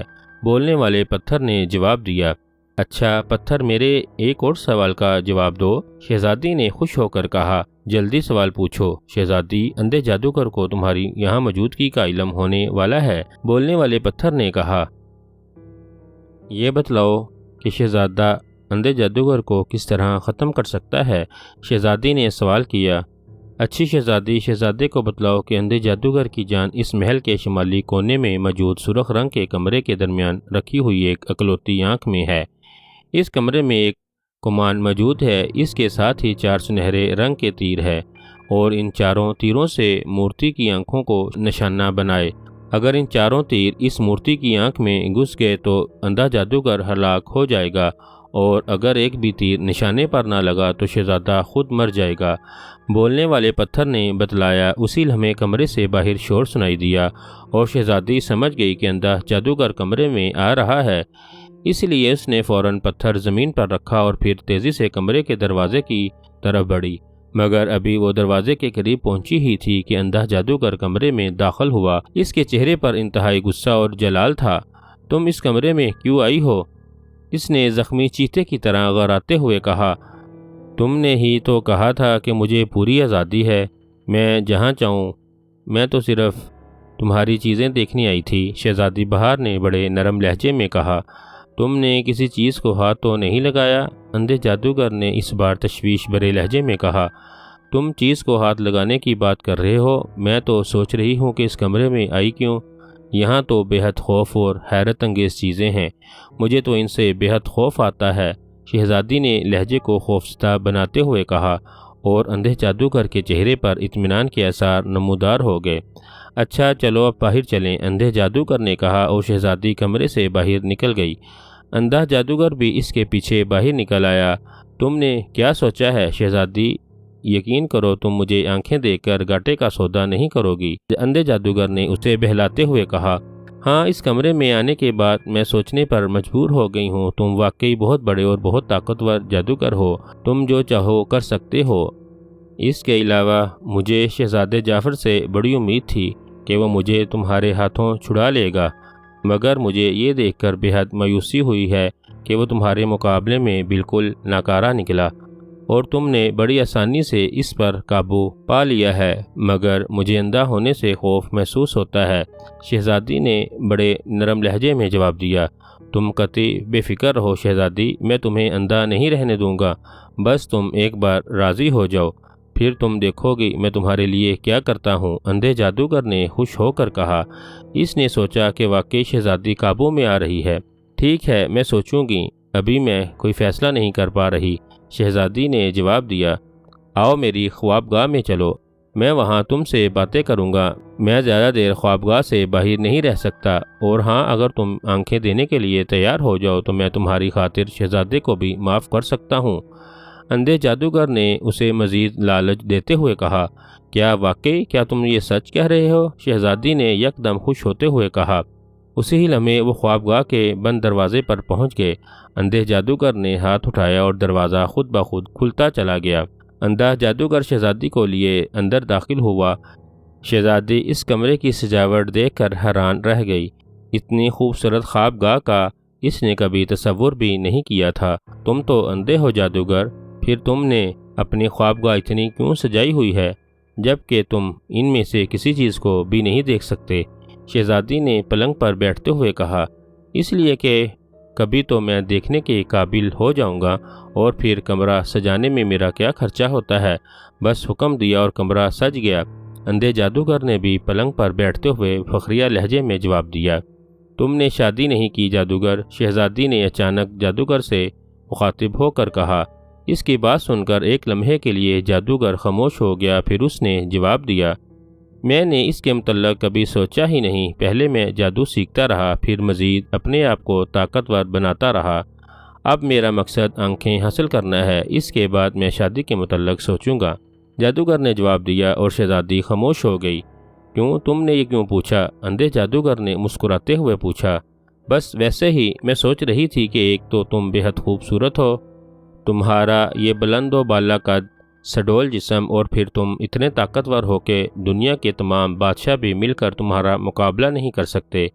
تمہاری بیوی واقعی دنیا کی خوش قسمت ترین عورت ہوگی۔ شہزادی نے رک رک کر جواب دیا۔ اس کے لہجے سے صاف ظاہر ہو رہا تھا جیسے اس کے دل میں جادوگر سے شادی کی حسرت چھپی ہوئی ہے۔ اپنی تعریف شہزادی کے منہ سے سن کر جادوگر مسرت کا کوئی ٹھکانہ نہ رہا۔ اچھی شہزادی، میں نے سنا ہے کہ تم بے حد خوبصورت ہو۔ اگر تم اس شہزادے کو بھول کر مجھ سے شادی کر لو تو یقین کرو میں تمہیں قیامت تک خوش رکھوں گا، غم تمہارے قریب بھی نہ بٹک سکے گا۔ اندھے جادوگر نے جوش بھرے لہجے میں کہا اور پھر ہاتھ بڑھا کر شہزادی کو پکڑ لیا۔ ہاں، ہو تو سکتا ہے، کم از کم تم اپنی بیوی کو اندھا تو نہیں رہنے دو گے، شہزادی نے بھی انتہائی پرمسرت لہجے میں کہا۔ اندھے جادوگر کی خوشی دو چند ہو گئی، اسے آنکھیں بھی مل رہی تھیں اور ایک خوبصورت بیوی بھی، چنانچہ اس نے جوش کی شدت سے شہزادی کو گھسیٹ کر گلے سے لگا لیا۔ شہزادی تڑپ کر ایک طرف ہو گئی۔ ابھی نہیں، شہزادی نے ہنستے ہوئے کہا۔ ابھی کیوں نہیں میری اچھی شہزادی، میری جان؟ اندھا جادوگر جوش میں اس کی طرف بڑھا اور شہزادی اچھل کر ایک طرف ہو گئی۔ اس کے مترنم کہکوں سے کمرہ گونج رہا تھا اور اس کے پیچھے پیچھے اندھا جادوگر اس کو پکڑنے کے لیے پورے پلنگ پر چکر لگا رہا تھا۔ پھر شہزادی اچھل کر بستر کے نیچے اتر آئی اور اس کے بعد اندھا جادوگر بھی نیچے اتر آیا۔ وہ جوش میں آ کر اسے پکڑ رہا تھا۔ ادھر شہزادی نے دیکھ لیا کہ بچھونے کا ایک کونا ابھرا ہوا ہے۔ وہ سمجھ گئی کہ انگوٹھی اور تلوار اس کونے کے نیچے پڑی ہوگی، چنانچہ وہ ہنسی ہوئی اور جادوگر کو چھیڑتی ہوئی پلنگ کے اس کونے پر پہنچی۔ پھر اس نے ایک جھٹکے سے بچھونا الٹا دیا۔ اب انگوٹھی اور تلوار اس کے سامنے پڑی ہوئی تھیں۔ اس نے بچھلی کی طرح جھپٹ کر دونوں چیزیں اٹھا لیں اور پھر تیر کی طرح کمرے کے دروازے کی طرف بھاگنے لگی۔ نیولے نے جادوگر کو تمام بات بتلا دی اور اب جادوگر کو ہوش آیا کہ وہ عورت کے چکر میں آ کر دھوکہ کھا گیا ہے۔ غصے کے مارے اس کے منہ سے کف نکلنے لگا، چنانچہ وہ بھی آندھی اور طوفان کی طرح شہزادی کے پیچھے لپکا۔ شہزادی کو تو جیسے پر لگ گئے تھے۔ وہ پوری قوت سے دوڑتی ہوئی میدان میں موجود اس پنجرے کی طرف بڑھ رہی تھی جس میں شہزادہ بند تھا۔ رک جاؤ لڑکی، رک جاؤ، ورنہ میں تمہیں جلا کر بھسم کر دوں گا، اندھے جادوگر نے غصے سے چیختے ہوئے کہا۔ مگر شہزادی بلا کہاں رکنے والی تھی، اس نے اپنی رفتار اور بھی تیز کر دی۔ جادوگر بھی اس کے پیچھے بھاگ رہا تھا اور غصے کی شدت سے وہ دانت پیس رہا تھا، مگر سلیمانی انگوٹھی کی وجہ سے مجبور تھا۔ اسے معلوم تھا اس وقت شہزادی پر اس کا کوئی جادو اثر نہیں کرے گا، اسی لیے وہ اسے روک کر اس سے یہ چیزیں واپس حاصل کرنا چاہتا تھا۔ مگر شہزادی چند ہی لمحوں میں پنجرے کے قریب پہنچ گئی۔ شہزادہ اسے آتا دیکھ کر اٹھ کھڑا ہوا تھا۔ اس نے شہزادی کے ہاتھ میں پکڑی ہوئی تلوار حیدری بھی دیکھ لی تھی، چنانچہ وہ بے چینی سے پہلو بدل رہا تھا۔ اسے خطرہ تھا کہ شہزادی اس کے قریب پہنچنے سے پہلے جادوگر کے قابو میں نہ آ جائے۔ پھر جیسے ہی شہزادی پنجرے کے قریب آئی، اس نے تلوار اور انگوٹھی شہزادے کے ہاتھ میں پکڑا دی اور جیسے ہی شہزادے نے انگوٹھی انگلی میں پہنی، جادو کا پنجرا خود بخود غائب ہو چکا تھا۔ اس سے پہلے کہ جادوگر قریب پہنچتا، شہزادی نے سرخ کمرے میں موجود مورتی اور اس کی آنکھ میں تیر مارنے والی بات شہزادے کو بتلا دی۔ اسی ہی لمحے جادوگر بھی ان کے قریب پہنچ چکا تھا۔ نیولے نے اسے بتا دیا تھا کہ اب انگوٹھی اور تلوار شہزادے کے قبضے میں ہے۔ چنانچہ اس نے اپنی انگلی کا رخ شہزادی کی طرف کیا اور شہزادی پتھر کا بت بن گئی۔ او اندھے ظالم جادوگر، یہ تم نے کیا کیا؟ میں تمہیں زندہ نہیں چھوڑوں گا۔ شہزادے نے جب شہزادی کو پتھر میں تبدیل ہوتے دیکھا تو غصے اور جنجلاہٹ میں وہ تلوار لہراتا ہوا جادوگر کی طرف بڑھا، مگر جادوگر نے ایک زوردار کہکا لگایا اور پھر وہ ہوا میں 10-12 فٹ اوپر اٹھ گیا اور شہزادے کا وار کھا لی گیا۔ تم اب بھی میرا کچھ نہیں بگاڑ سکتے۔ میں 6 ماہ بعد شہزادی کی آنکھیں نکال کر اسے اتنی دردناک موت مار دوں گا کہ رہتی دنیا تک لوگ اس عذاب کا تصور کر کے ہی لرزتے رہیں گے۔ اس نے مجھے دھوکہ دیا ہے، لہٰذا میں زندگی میں پہلی بار دھوکہ کھا گیا ہوں، مگر میں اس دھوکے کی اسے عبرتناک سزا دوں گا۔ تم میرا کچھ بھی نہیں بگاڑ سکتے۔ تم 6 ماہ تک یہیں ٹکریں مارتے رہو گے اور خود ہی بھوک پیاس سے ایڑیاں رگڑ رگڑ کر مر جاؤ گے۔ ہا ہا ہا، شمیر جادوگر عظیم ہے اور ناقابل تسخیر ہے۔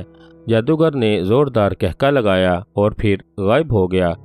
اب وہاں میدان میں شہزادہ اور شہزادی کا بت موجود تھا۔ شہزادے نے سلیمانی انگوٹھی شہزادی کے پتھریلے جسم سے رگڑی، مگر شہزادی ویسے ہی بت کی بت رہی۔ ایک لمحے کے لیے اس کے ذہن نے سوچا کہ وہ انگوٹھی اتار کر شہزادی کی پتھریلی انگلی میں پہنا دے تاکہ شہزادی دوبارہ اپنی اصلی جسم میں آ جائے، مگر پھر اس نے یہ خیال ترک کر دیا۔ اس طرح جادوگر اسے ختم کرنے میں کامیاب ہو جائے گا۔ جب تک یہ جادوگر مر نہ جائے، اس وقت تک ان دونوں کا اس کے پنجے سے رہا ہونا ناممکن ہے، اور پھر جب جادوگر ختم ہو جائے گا تو شہزادی بھی خود بخود ٹھیک ہو جائے گی۔ چنانچہ اس نے امید بھری نظریں شہزادی پر ڈالیں اور پھر تلوار سنبھال کر آگے بڑھ گیا۔ اب اسے اس سرخ کمرے کی تلاش تھی جس میں وہ مورتی موجود تھی، مگر عمارت میں اسے کہیں سرخ کمرہ نظر نہیں آیا، مگر پھر بھی وہ آگے بڑھتا چلا گیا۔ اندھا جادوگر اس وقت اپنا کمرہ خاص میں موجود تھا۔ اس کے چہرے پر بے چینی اور اضطراب کے آثار نمایاں تھے۔ وہ بڑی بے چینی کے عالم میں ٹہر رہا تھا۔ وہ کوئی ایسی ترکیب سوچ رہا تھا جس کے ذریعے وہ شہزادے جعفر کو محل سے باہر نکال سکے۔ وہ سوچ رہا تھا اگر ایک بار وہ شہزادے کو کسی طرح محل سے باہر نکال دے تو وہ پھر محل کو مستقل طور پر فضا میں بلند کر دے گا اور شہزادہ کسی قیمت پر بھی محل میں داخل نہیں ہو سکے گا، مگر اسے ایسی صورت نظر نہیں آ رہی تھی جس سے وہ شہزادے کو محل سے باہر نکال سکتا۔ شہزادے پر کوئی اثر جادو نہیں کر سکتا تھا اور جادو کے بغیر جادوگر قطعی بے بس تھا۔ البتہ اسے اس بات کا اطمینان تھا کہ شہزادہ اسے ختم نہیں کر سکے گا، کیونکہ اسے معلوم ہی نہیں کہ جادوگر کی جان کس چیز میں ہے۔ اسی لیے اس نے سوچا کہ آخر کب تک شہزادہ بھوکا پیاسا زندہ رہے گا، خود ہی ایڑیاں رگڑ رگڑ کر دم توڑ دے گا۔ مگر یہ سب کچھ سوچنے کے باوجود اس کے دل میں ایک عجیب سی بے چینی اور اضطراب موجود تھا، جیسے کچھ ہونے والا ہو۔ اچانک اسے خیال آیا کہ وہ پتھر سے شہزادے کو محل سے باہر نکلنے کی کوئی ترکیب پوچھے۔ چنانچہ اس نے پتھر کو ہاتھ میں اٹھایا اور پھر اسے پوچھنے لگا، بولنے والے پتھر، مجھے بتلا کہ میں شہزادے کو کس طرح محل سے باہر نکال سکتا ہوں۔ میرے مالک، تم شہزادے کو محل سے باہر نہیں نکال سکتے، اس کی کوئی صورت نہیں ہے۔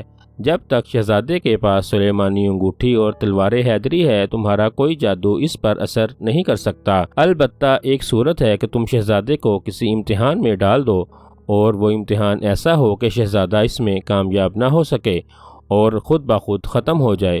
اسے مارنے کا صرف ایک ہی طریقہ ہے، بولنے والے پتھر نے جواب دیا۔ ایسا کون سا امتحان ہو سکتا ہے اور میں شہزادے کو کیسے اس امتحان میں شریک ہونے کے لیے راضی کر سکتا ہوں؟ جادوگر نے تشویش بھرے لہجے میں کہا، صرف ایک امتحان ایسا ہے، مگر سوچ لو، اگر اس امتحان میں شہزادہ کامیاب ہو گیا تو تم مر جاؤ گے، اور اگر شہزادہ ناکام رہا تو پھر اسے موت سے سلیمانی انگوٹھی اور تلوار حیدری بھی نہیں بچا سکتی۔ اور وہ سرخ کمرے میں رکھی ہوئی مورتی کی آنکھ میں تیر مارنے بولنے والے پتھر نے جواب دیا، نہیں، یہ نہیں ہو سکتا۔ میں اس راز کو شہزادے پر ظاہر نہیں کر سکتا۔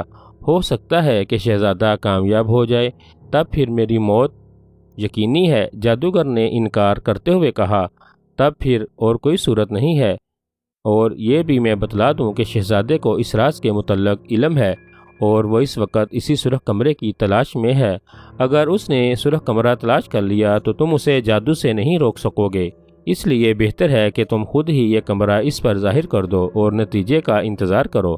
بولنے والے پتھر نے جواب دیا، اچھا یہ بات ہے، کاش میں شہزادی کی باتوں میں نہ آتا، پھر میں دیکھتا کہ شہزادہ کتنے پانی میں ہے۔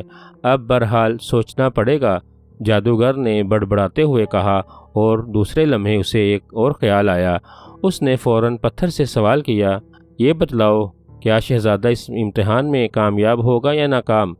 اس کے متعلق میں نہیں کچھ بتا سکتا، دونوں ہی صورتوں میں وہ کامیاب بھی ہو سکتا ہے اور ناکام بھی۔ ہاں، اگر تیر مارتے وقت اس کا دھیان ہٹا لیا جائے تو اس کا نشانہ یقینی طور پر خطا ہو سکتا ہے، پتھر نے جواب دیا۔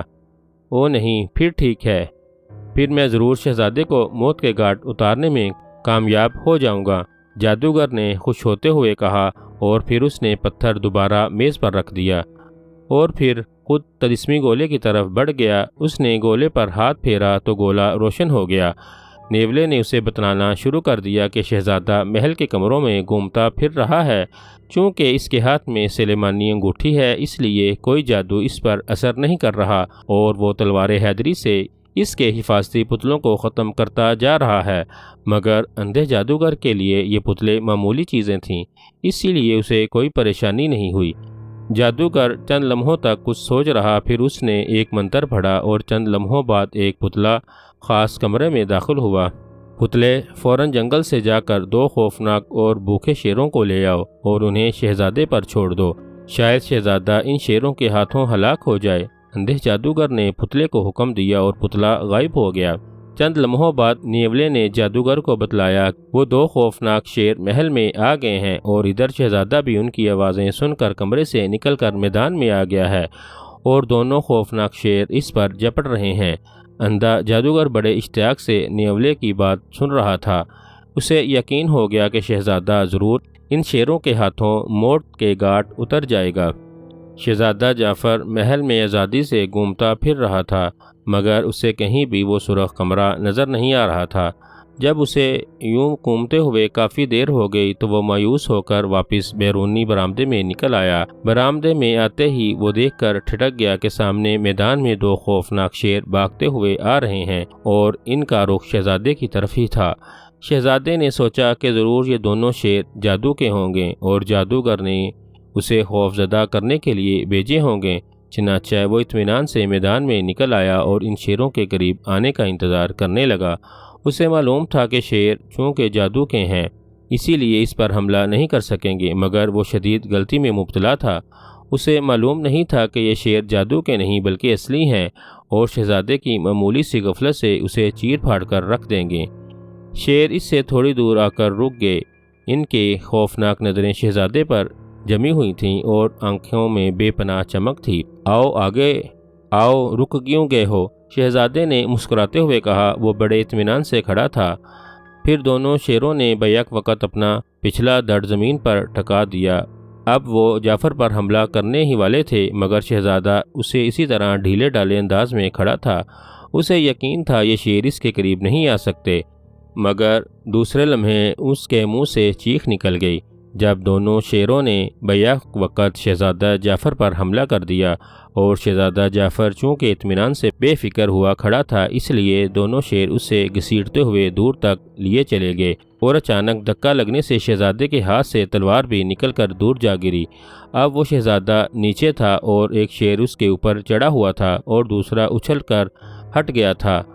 جعفر کے جسم پر چڑھتے ہوئے شیر نے پوری قوت سے اپنا طاقتور پنجہ جعفر کے چہرے پر مارا، مگر اب شہزادے کی غلط فہمی دور ہو چکی تھی، اسی لیے اس کی فطری شجاعت اٹھ کر آئی تھی۔ چنانچہ جیسے ہی شیر نے پنجہ مارنا چاہا، شہزادے جعفر نے پوری قوت سے کروٹ بدلی اور شہزادہ نیچے گر پڑا۔ جیسے ہی شیر کا بھاری بھرکم حبسہ اس کے جسم سے ہٹا، شہزادہ اچھل کر کھڑا ہو گیا، مگر اسی ہی لمحے دوسرے شیر نے اس پر حملہ کر دیا، مگر اب شہزادہ مقابلے کے لیے تیار تھا۔ اس نے اپنا دایاں بازو آگے بڑھا دیا اور پھر جیسے ہی اس کا بازو شیر کے منہ میں آیا، شہزادے نے پوری قوت سے اپنی دائیں لات شیر کے پیٹ کے نچلے حصے میں ماری اور شیر کو الٹا کر پھینک دیا، مگر اسے زمین پر پڑی ہوئی تلوار اٹھانے کا موقع نہ ملا اور دوسرا شیر خوفناک آواز میں داڑتا ہوا اس پر آ گرا۔ شہزادہ بجلی کی تیزی سے ایک طرف ہوا اور پھر شیر کے حملے کے زور میں جیسے ہی آگے بڑھا، شہزادہ جعفر نے چھلانگ لگائی اور اس کی کمر پر سوار ہو گیا، اور پھر بڑی پھرتی سے اس نے اپنے دونوں پیر زمین پر ٹکائے اور شیر کے دونوں جبڑوں میں ہاتھ ڈال دیے، اور ایک زوردار نعرے سے اس نے جیسے ہی زور لگایا، شیر کے دونوں جبڑے چرتے چلے گئے۔ بے پناہ طاقت لگانے سے شہزادہ جعفر کا چہرہ سرخ ہو گیا تھا۔ ادھر شیر کا پورا جبڑا گردن سمیت دو حصوں میں تقسیم ہو چکا تھا اور شیر کی دھاڑیں اب موت کی گراہٹوں میں تبدیل ہو چکی تھیں۔ پھر اس نے جھٹکا دے کر مرتے ہوئے شیر کو ایک طرف پھینک دیا۔ شیر زمین پر گر کر تڑپنے لگا اور شہزادہ اچھل کر سیدھا ہو گیا۔ اسے دوسرے شیر کی طرف سے خطرہ تھا، مگر دوسرا شیر پہلے شیر کو مرتا ہوا دیکھ رہا تھا اور اس کی آنکھوں کی چمک خطرناک حد تک بڑھتی جا رہی تھی۔ شہزادہ سمجھ گیا کہ دوسرے شیر کو اپنے ساتھی کی موت پر غصہ آ رہا ہے، اور ظاہر ہے کہ شیر شدید غصے میں اور بھی زیادہ خوفناک اور خطرناک ہو جاتا ہے۔ اس نے تلوار کی تلاش میں نظریں دوڑائیں اور یہ دیکھ کر وہ خوشی سے اچھل پڑا۔ تلوار اس سے 2 قدم کے فاصلے پر پڑی تھی۔ شہزادے نے جھپٹ کر تلوار اٹھائی اور اسی لمحے شیر نے بھی اس پر چھلانگ لگا دی، اور شہزادہ جیسے ہی تلوار اٹھا کر سیدھا ہونے لگا، شیر اس کے اوپر پہنچ چکا تھا، مگر شہزادہ جعفر تلوار حیدری سیدھی کر چکا تھا، اور نتیجے میں تلوار شیر کے پیٹ میں گھسی چلی گئی اور شیر کے منہ سے ایک خوفناک گراہٹ نکلی اور وہ الٹ کر چند قدم دور جا گرا۔ اب شہزادہ خون آلود تلوار لیے سیدھا کھڑا ہو گیا۔ شیر جھٹکا کھا کر اٹھا اور وہ شہزادے پر حملہ کرنے کے لیے اچھلنے والا ہی تھا کہ شہزادے نے ایک قدم آگے بڑھا کر پوری قوت سے تلوار کا وار شیر کی گردن پر کیا، اور دوسرے لمحے وہ یہ دیکھ کر حیران رہ گیا کہ تلوار حیدری کے ایک ہی وار سے خوفناک شیر کی گردن اس کے دھڑ سے علیحدہ ہو کر دور جا گری اور شیر وہیں تڑپ کر ڈھیر ہو گیا۔ شہزادہ جعفر نے دونوں شیروں کے مرتے ہی اطمینان کا طویل سانس لیا۔ وہ واقعی اس بار بال بال بچا تھا، ورنہ غلط فہمی میں اس کا مر جانا یقینی تھا۔ یہ تو اس کی ذاتی شجاعت، مہارت اور طاقت تھی کہ جس نے اسے موت کے منہ سے بچا لیا تھا۔ اب شہزادے نے دل ہی دل میں فیصلہ کر لیا کہ آئندہ وہ ہر قدم پر محتاط رہے گا۔ اس کا پورا جسم اس خطرناک لڑائی سے تھکاوٹ سے چور ہو گیا تھا اور اس کے کپڑے پسینے سے تر ہو چکے تھے، مگر دوسرے لمحے جب اس نے ادھر ادھر نظریں دوڑائیں تو وہ یہ دیکھ کر اچھل پڑا کہ سامنے محل کے شمالی کونے میں سرخ رنگ کا کمرہ موجود تھا۔ اس سے پہلے یہ کمرہ اسے وہاں نظر نہیں آیا تھا، مگر اب وہ کمرہ اس کو صاف دکھائی دے رہا تھا۔ چنانچہ جوش کے عالم میں وہ تیزی سے اس کمرے کی طرف بڑھنے لگا۔ شاید جادوگر نے شیروں کے حملے کو ناکام ہوتے دیکھ کر شہزادے کو اس امتحان میں ڈالنے کا فیصلہ کر لیا تھا، اور پھر اسے معلوم تھا کہ شہزادہ ان خوفناک شیروں کے مقابلے سے بری طرح تھک چکا ہوگا، اسی لیے اس کا نشانہ خطا ہو جانا یقینی ہے۔ شہزادہ بڑی تیزی سے بھاگتا ہوا اس کمرے کے دروازے پر پہنچ گیا۔ کمرے کا دروازہ بند تھا، مگر جیسے ہی شہزادے نے تلوار کی نوک دروازے سے لگائی، دروازہ خود بخود کھل گیا اور شہزادہ اچھل کر کمرے میں داخل ہو گیا۔ کمرے میں داخل ہو کر اس نے دیکھا کہ کمرہ ہر قسم کے ساز و سامان سے خالی تھا، مگر کمرے کے آخری کونے میں ایک مورتی فضا میں لٹک رہی تھی، اور کمرے کے درمیان میں ایک حوض تھا جس میں بے شمار سانپ بلبلا رہے تھے۔ اس نے ادھر ادھر دیکھا تو دروازے کے قریب ہی دیوار پر ایک کمان اور 4 تیر لٹکتے ہوئے نظر آئے۔ شہزادے نے تلوار نیام میں ڈالی اور پھر دیوار سے وہ کمان اور تیر اٹھا لیے۔ جیسے ہی اس نے کمان ہاتھ میں لی اور وہ یہ دیکھ کر حیران رہ گیا کہ مورتی میں فضا میں لٹو کی طرح گھومنا شروع کر دیا۔ وہ اتنی تیزی سے چکرا رہی تھی کہ اس کی اکلوتی آنکھ بجلی کی تیزی سے شہزادے کے سامنے آتی اور پھر گزر جاتی۔ اس کے گھومنے کی رفتار اتنی تیز تھی کہ شہزادے کے پلک جھپکنے میں وہ سینکڑوں چکر کاٹ لیتی۔ ایسی صورت میں اس مورتی کی آنکھ کا نشانہ لینا ناممکن نہیں تو انتہائی مشکل ضرور تھا، مگر اب بہرحال شہزادہ جعفر نے اسے نشانہ بنانا تھا تاکہ اندھے جادوگر کو ختم کر کے شہزادی بہار کو چھڑا سکے۔ اس لیے اس نے اللہ کا نام لے کر ایک تیر کمان میں جوڑا اور پھر ہاتھ سیدھا کر کے مورتی کی آنکھ کا نشانہ لینے لگا۔ اسے شہزادی نے بتلایا تھا کہ اگر چاروں تیروں میں سے ایک تیر بھی نشانے سے خطا ہو گیا تو شہزادہ ہلاک ہو جائے گا، اسی لیے وہ اطمینان سے تیر چلانا چاہتا تھا۔ وہ اپنے اور مورتی کے فاصلے کا اندازہ لگاتا رہا اور پھر اس کے ساتھ ہی وہ مورتی کے گھومنے کی رفتار کو بھی ذہن میں رکھنا چاہتا تھا تاکہ جب اس کا چھوڑا ہوا تیر مورتی کے قریب پہنچے تو اس وقت مورتی کی آنکھ سامنے ہو اور تیر اس میں گھس جائے۔ کافی دیر تک وہ اندازہ کرتا رہا اور دل ہی دل میں اللہ کو یاد کرتا رہا۔ پھر اس نے اللہ کا نام لے کر تیر کو پیچھے کی طرف کھینچا۔ اس سے پہلے کہ وہ تیر کو چھوڑتا اچانک اسے پیچھے سے شہزادی بہار کی آواز سنائی دی۔ شہزادے کا ہاتھ لرزش کھا گیا مگر تیر کمان سے نکل چکا تھا۔ شہزادے نے خوف سے آنکھیں بند کر لیں کیونکہ اسے یقین تھا کہ تیر خطا ہو گیا ہوگا، مگر دوسرے لمحے کمرے میں ایک زوردار کڑاکا ہوا اور شہزادے نے آنکھیں کھول دیں اور دوسرے لمحے اس کا دل مسرت سے اچھلنے لگا۔ شہزادے جعفر کا تیر مورتی کی آنکھ میں گھسا ہوا تھا۔ یہ ایک عظیم کامیابی تھی اور شاید اللہ تعالیٰ بھی اس ظالم جادوگر کو ہلاک کرنا چاہتا تھا کیونکہ لرزش کے باوجود شہزادے کا تیر آنکھ میں گھس چکا تھا۔ حالانکہ جادوگر نے پیچھے سے آواز دلوا کر شہزادے کو بہکانا چاہا تھا مگر یہی آواز شہزادے کی کامیابی میں بدل گئی۔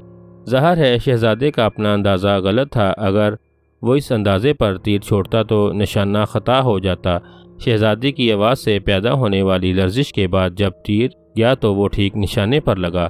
شہزادہ یہ تو دیکھ چکا تھا کہ یہ آواز جعلی تھی اور صرف اسے بھٹکانے کے لیے پیدا کی گئی تھی، چنانچہ اس نے کمان میں دوسرا تیر جوڑا اور ایک بار پھر مورتی کا نشانہ لینے میں مصروف ہو گیا۔ ایک بار پھر اس کا دل کانپ رہا تھا، وہ دل ہی دل میں خدا کو یاد کر رہا تھا اور اس نے اندازہ لگا کر تیر کو کھینچا اور پھر جیسے ہی اس نے تیر چھوڑا اسی ہی لمحے وہ بری طرح اچھل پڑا کیونکہ اس کے پیروں پر کسی چونٹی نے کاٹ لیا تھا مگر تیر کمان سے نکل چکا تھا۔ اس بار شہزادے کو مکمل یقین ہو گیا تھا اس کا نشانہ ضرور خطا ہوا ہوگا کیونکہ تیر چھوڑتے وقت وہ بری طرح اچھلا تھا، مگر دوسرے لمحے پہلے سے بھی زیادہ زوردار کڑاکا ہوا اور شہزادے نے اللہ اکبر کا زوردار نعرہ لگایا۔ دوسرا تیر بھی مورتی کی آنکھ میں گھس چکا تھا۔ چونٹی کے کاٹنے سے جب شہزادہ اچھلا تھا تو اس کا ہاتھ صحیح ہو گیا تھا۔ پھر شہزادے نے کمان میں تیر جوڑا اور اس سے پہلے کہ وہ تیر چھوڑتا اچانک اندھا جادوگر کمرے میں داخل ہوا۔ اس کے ہوش اڑے ہوئے تھے اور اس کے چہرے پر شدید پریشانی کے آثار تھے۔ شہزادے رک جاؤ اور تیر مت چلاؤ، میں تمہیں کچھ نہیں کہوں گا، میں شہزادی کو بھی رہا کر دوں گا، میں وعدہ کرتا ہوں، مجھ پر یقین کرو، مجھے ایسی آنکھیں نہیں چاہیے جس کے بدلے میں میری جان چلی جائے۔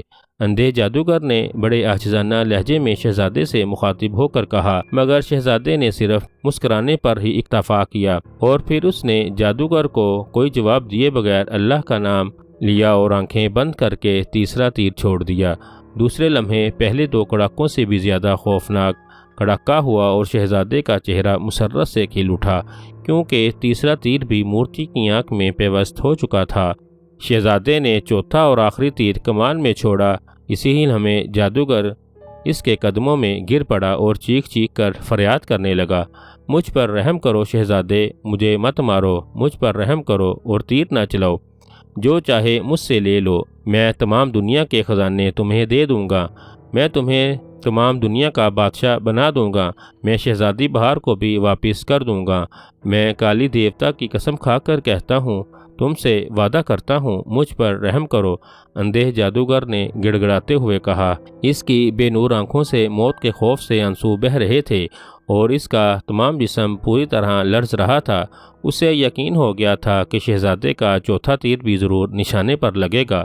تم بے حد ظالم ہو جادوگر اور تمہیں اپنے جادو پر بڑا گھمنڈ اور تکبر تھا۔ اللہ تعالیٰ ظالموں کو پسند نہیں فرماتا، اس لیے میں تمہیں زندہ چھوڑ کر اللہ تعالیٰ کی نافرمانی نہیں کرنا چاہتا۔ اللہ تعالیٰ ضرور تمہیں تمہارے ظلموں کی سزا دے گا اور مجھے کامیاب و کامران کرے گا۔ شہزادے نے سخت لہجے میں کہا اور پھر خدا کو یاد کر کے اس نے چوتھا اور آخری تیر بھی چھوڑ دیا، اور تیر کمان سے نکلتے ہی مورتی کی آنکھ میں گھستا چلا گیا، اور اس کے ساتھ ہی ایک زوردار اور عذاب شکن دھماکہ ہوا اور ہر طرف دھواں چھا گیا اور چیخو پکار کی آوازیں آنے لگیں۔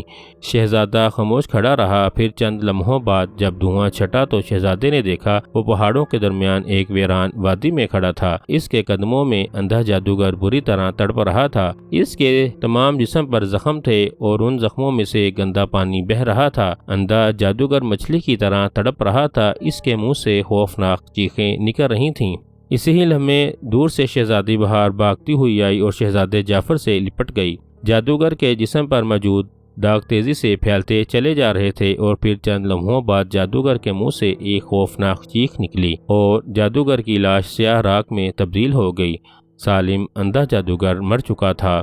شہزادے، تم واقعی بہادر ہو اور اعلیٰ ظرف کے مالک ہو، شہزادی نے شہزادے جعفر کے قدموں میں جھکتے ہوئے کہا، مگر شہزادے نے اسے اٹھا کر گلے سے لگا لیا اور بھرائی ہوئی آواز میں کہا، یہ سب اللہ تعالیٰ کی رحمت ہے، اس کی مدد سے میں اس ظالم کو ختم کرنے میں کامیاب ہو گیا ہوں۔ اب ہم اپنے ملک کیسے جائیں گے؟ شہزادی نے کہا، اور اسی لمحے اس کے کانوں میں درویش بزرگ کی آواز آئی، مبارک ہو شہزادے، اللہ تعالیٰ نے تمہیں کامیابی عطا کی ہے، اپنی آنکھیں بند کر لو۔ اور شہزادے نے اپنی آنکھیں بند کرنے کے ساتھ ساتھ شہزادی کو بھی آنکھ بند کرنے کے لیے کہا۔ جیسے ہی انہوں نے اپنی آنکھیں بند کیں، چند لمحوں بعد درویش بزرگ کی آواز دوبارہ آئی، آنکھیں کھولو شہزادے، آنکھیں کھول دو، اور شہزادی کو بھی آنکھیں کھولنے کے لیے کہو۔ اور پھر وہ یہ دیکھ کر حیران رہ گئے، وہ دونوں ان پہاڑوں کے درمیان ہونے کی بجائے ملک ساسان کی فصیل کے پاس کھڑے تھے، اور ان کے ساتھ ہی وہ دیکھ کر یہ بھی حیران رہ گئے کہ فصیل کے دروازے سے ملک نجاشیہ کا بادشاہ اور شہزادے کا والد ان کے استقبال کے لیے پھولوں کے ہار لیے ان کی طرف بڑھ رہے تھے۔ ارے یہ میرے ابا جان یہاں کہاں سے آ گئے؟ شہزادی بہار نے حیران ہو کر شہزادے سے کہا۔